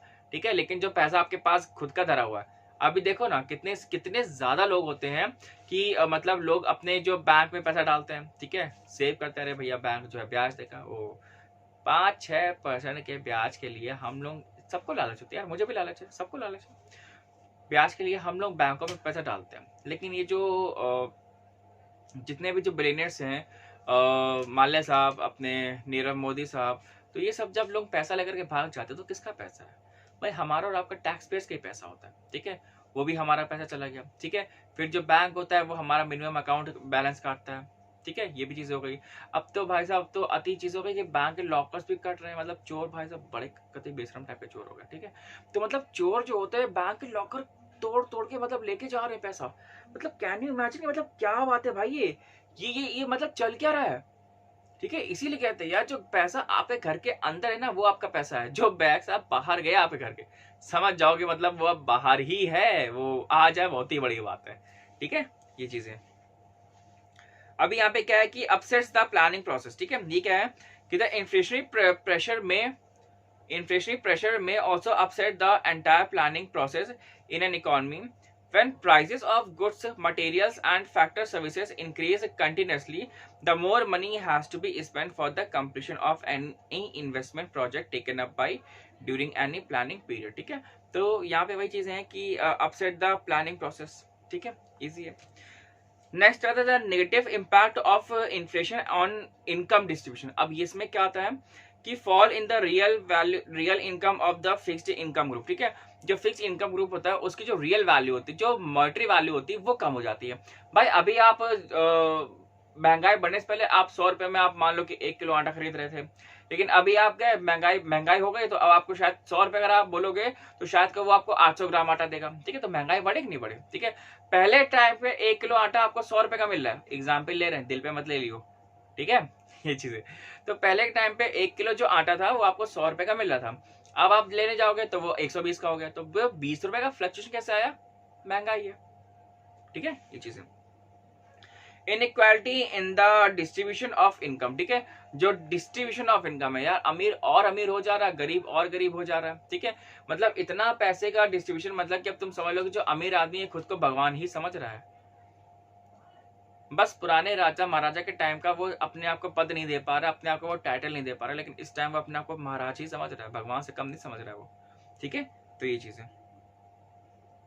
नेक्स्ट हमारे पास आता है that is the lenders will lose. ठीक है, उधर बोरोवर गेन कर रहे थे, इधर जो लेंडर है वो लूज कर रहे हैं। ठीक है, क्योंकि वहां पे लेंडर यहाँ पे क्यों लूज करेंगे? बिकॉज यहाँ पे जो मॉनेटरी वैल्यू है वो उनकी कम हो जाएगी। ठीक है. We have already indicated that the borrowers will gain during inflation. For this same reason, lenders will lose during inflation because they are actually receiving an amount having lower value for purchasing power than before. ठीक है, तो इसलिए value की कम हो गई. ठीक है. Harmful impact on the export income. ठीक है, अब जो एक्सपोर्ट वगैरह जो हम लोग करते हैं वो भी उस पर भी हमारे पास एक हार्मफुल इम्पैक्ट आता है. क्या है कि if the prices of export items also increase during inflation, there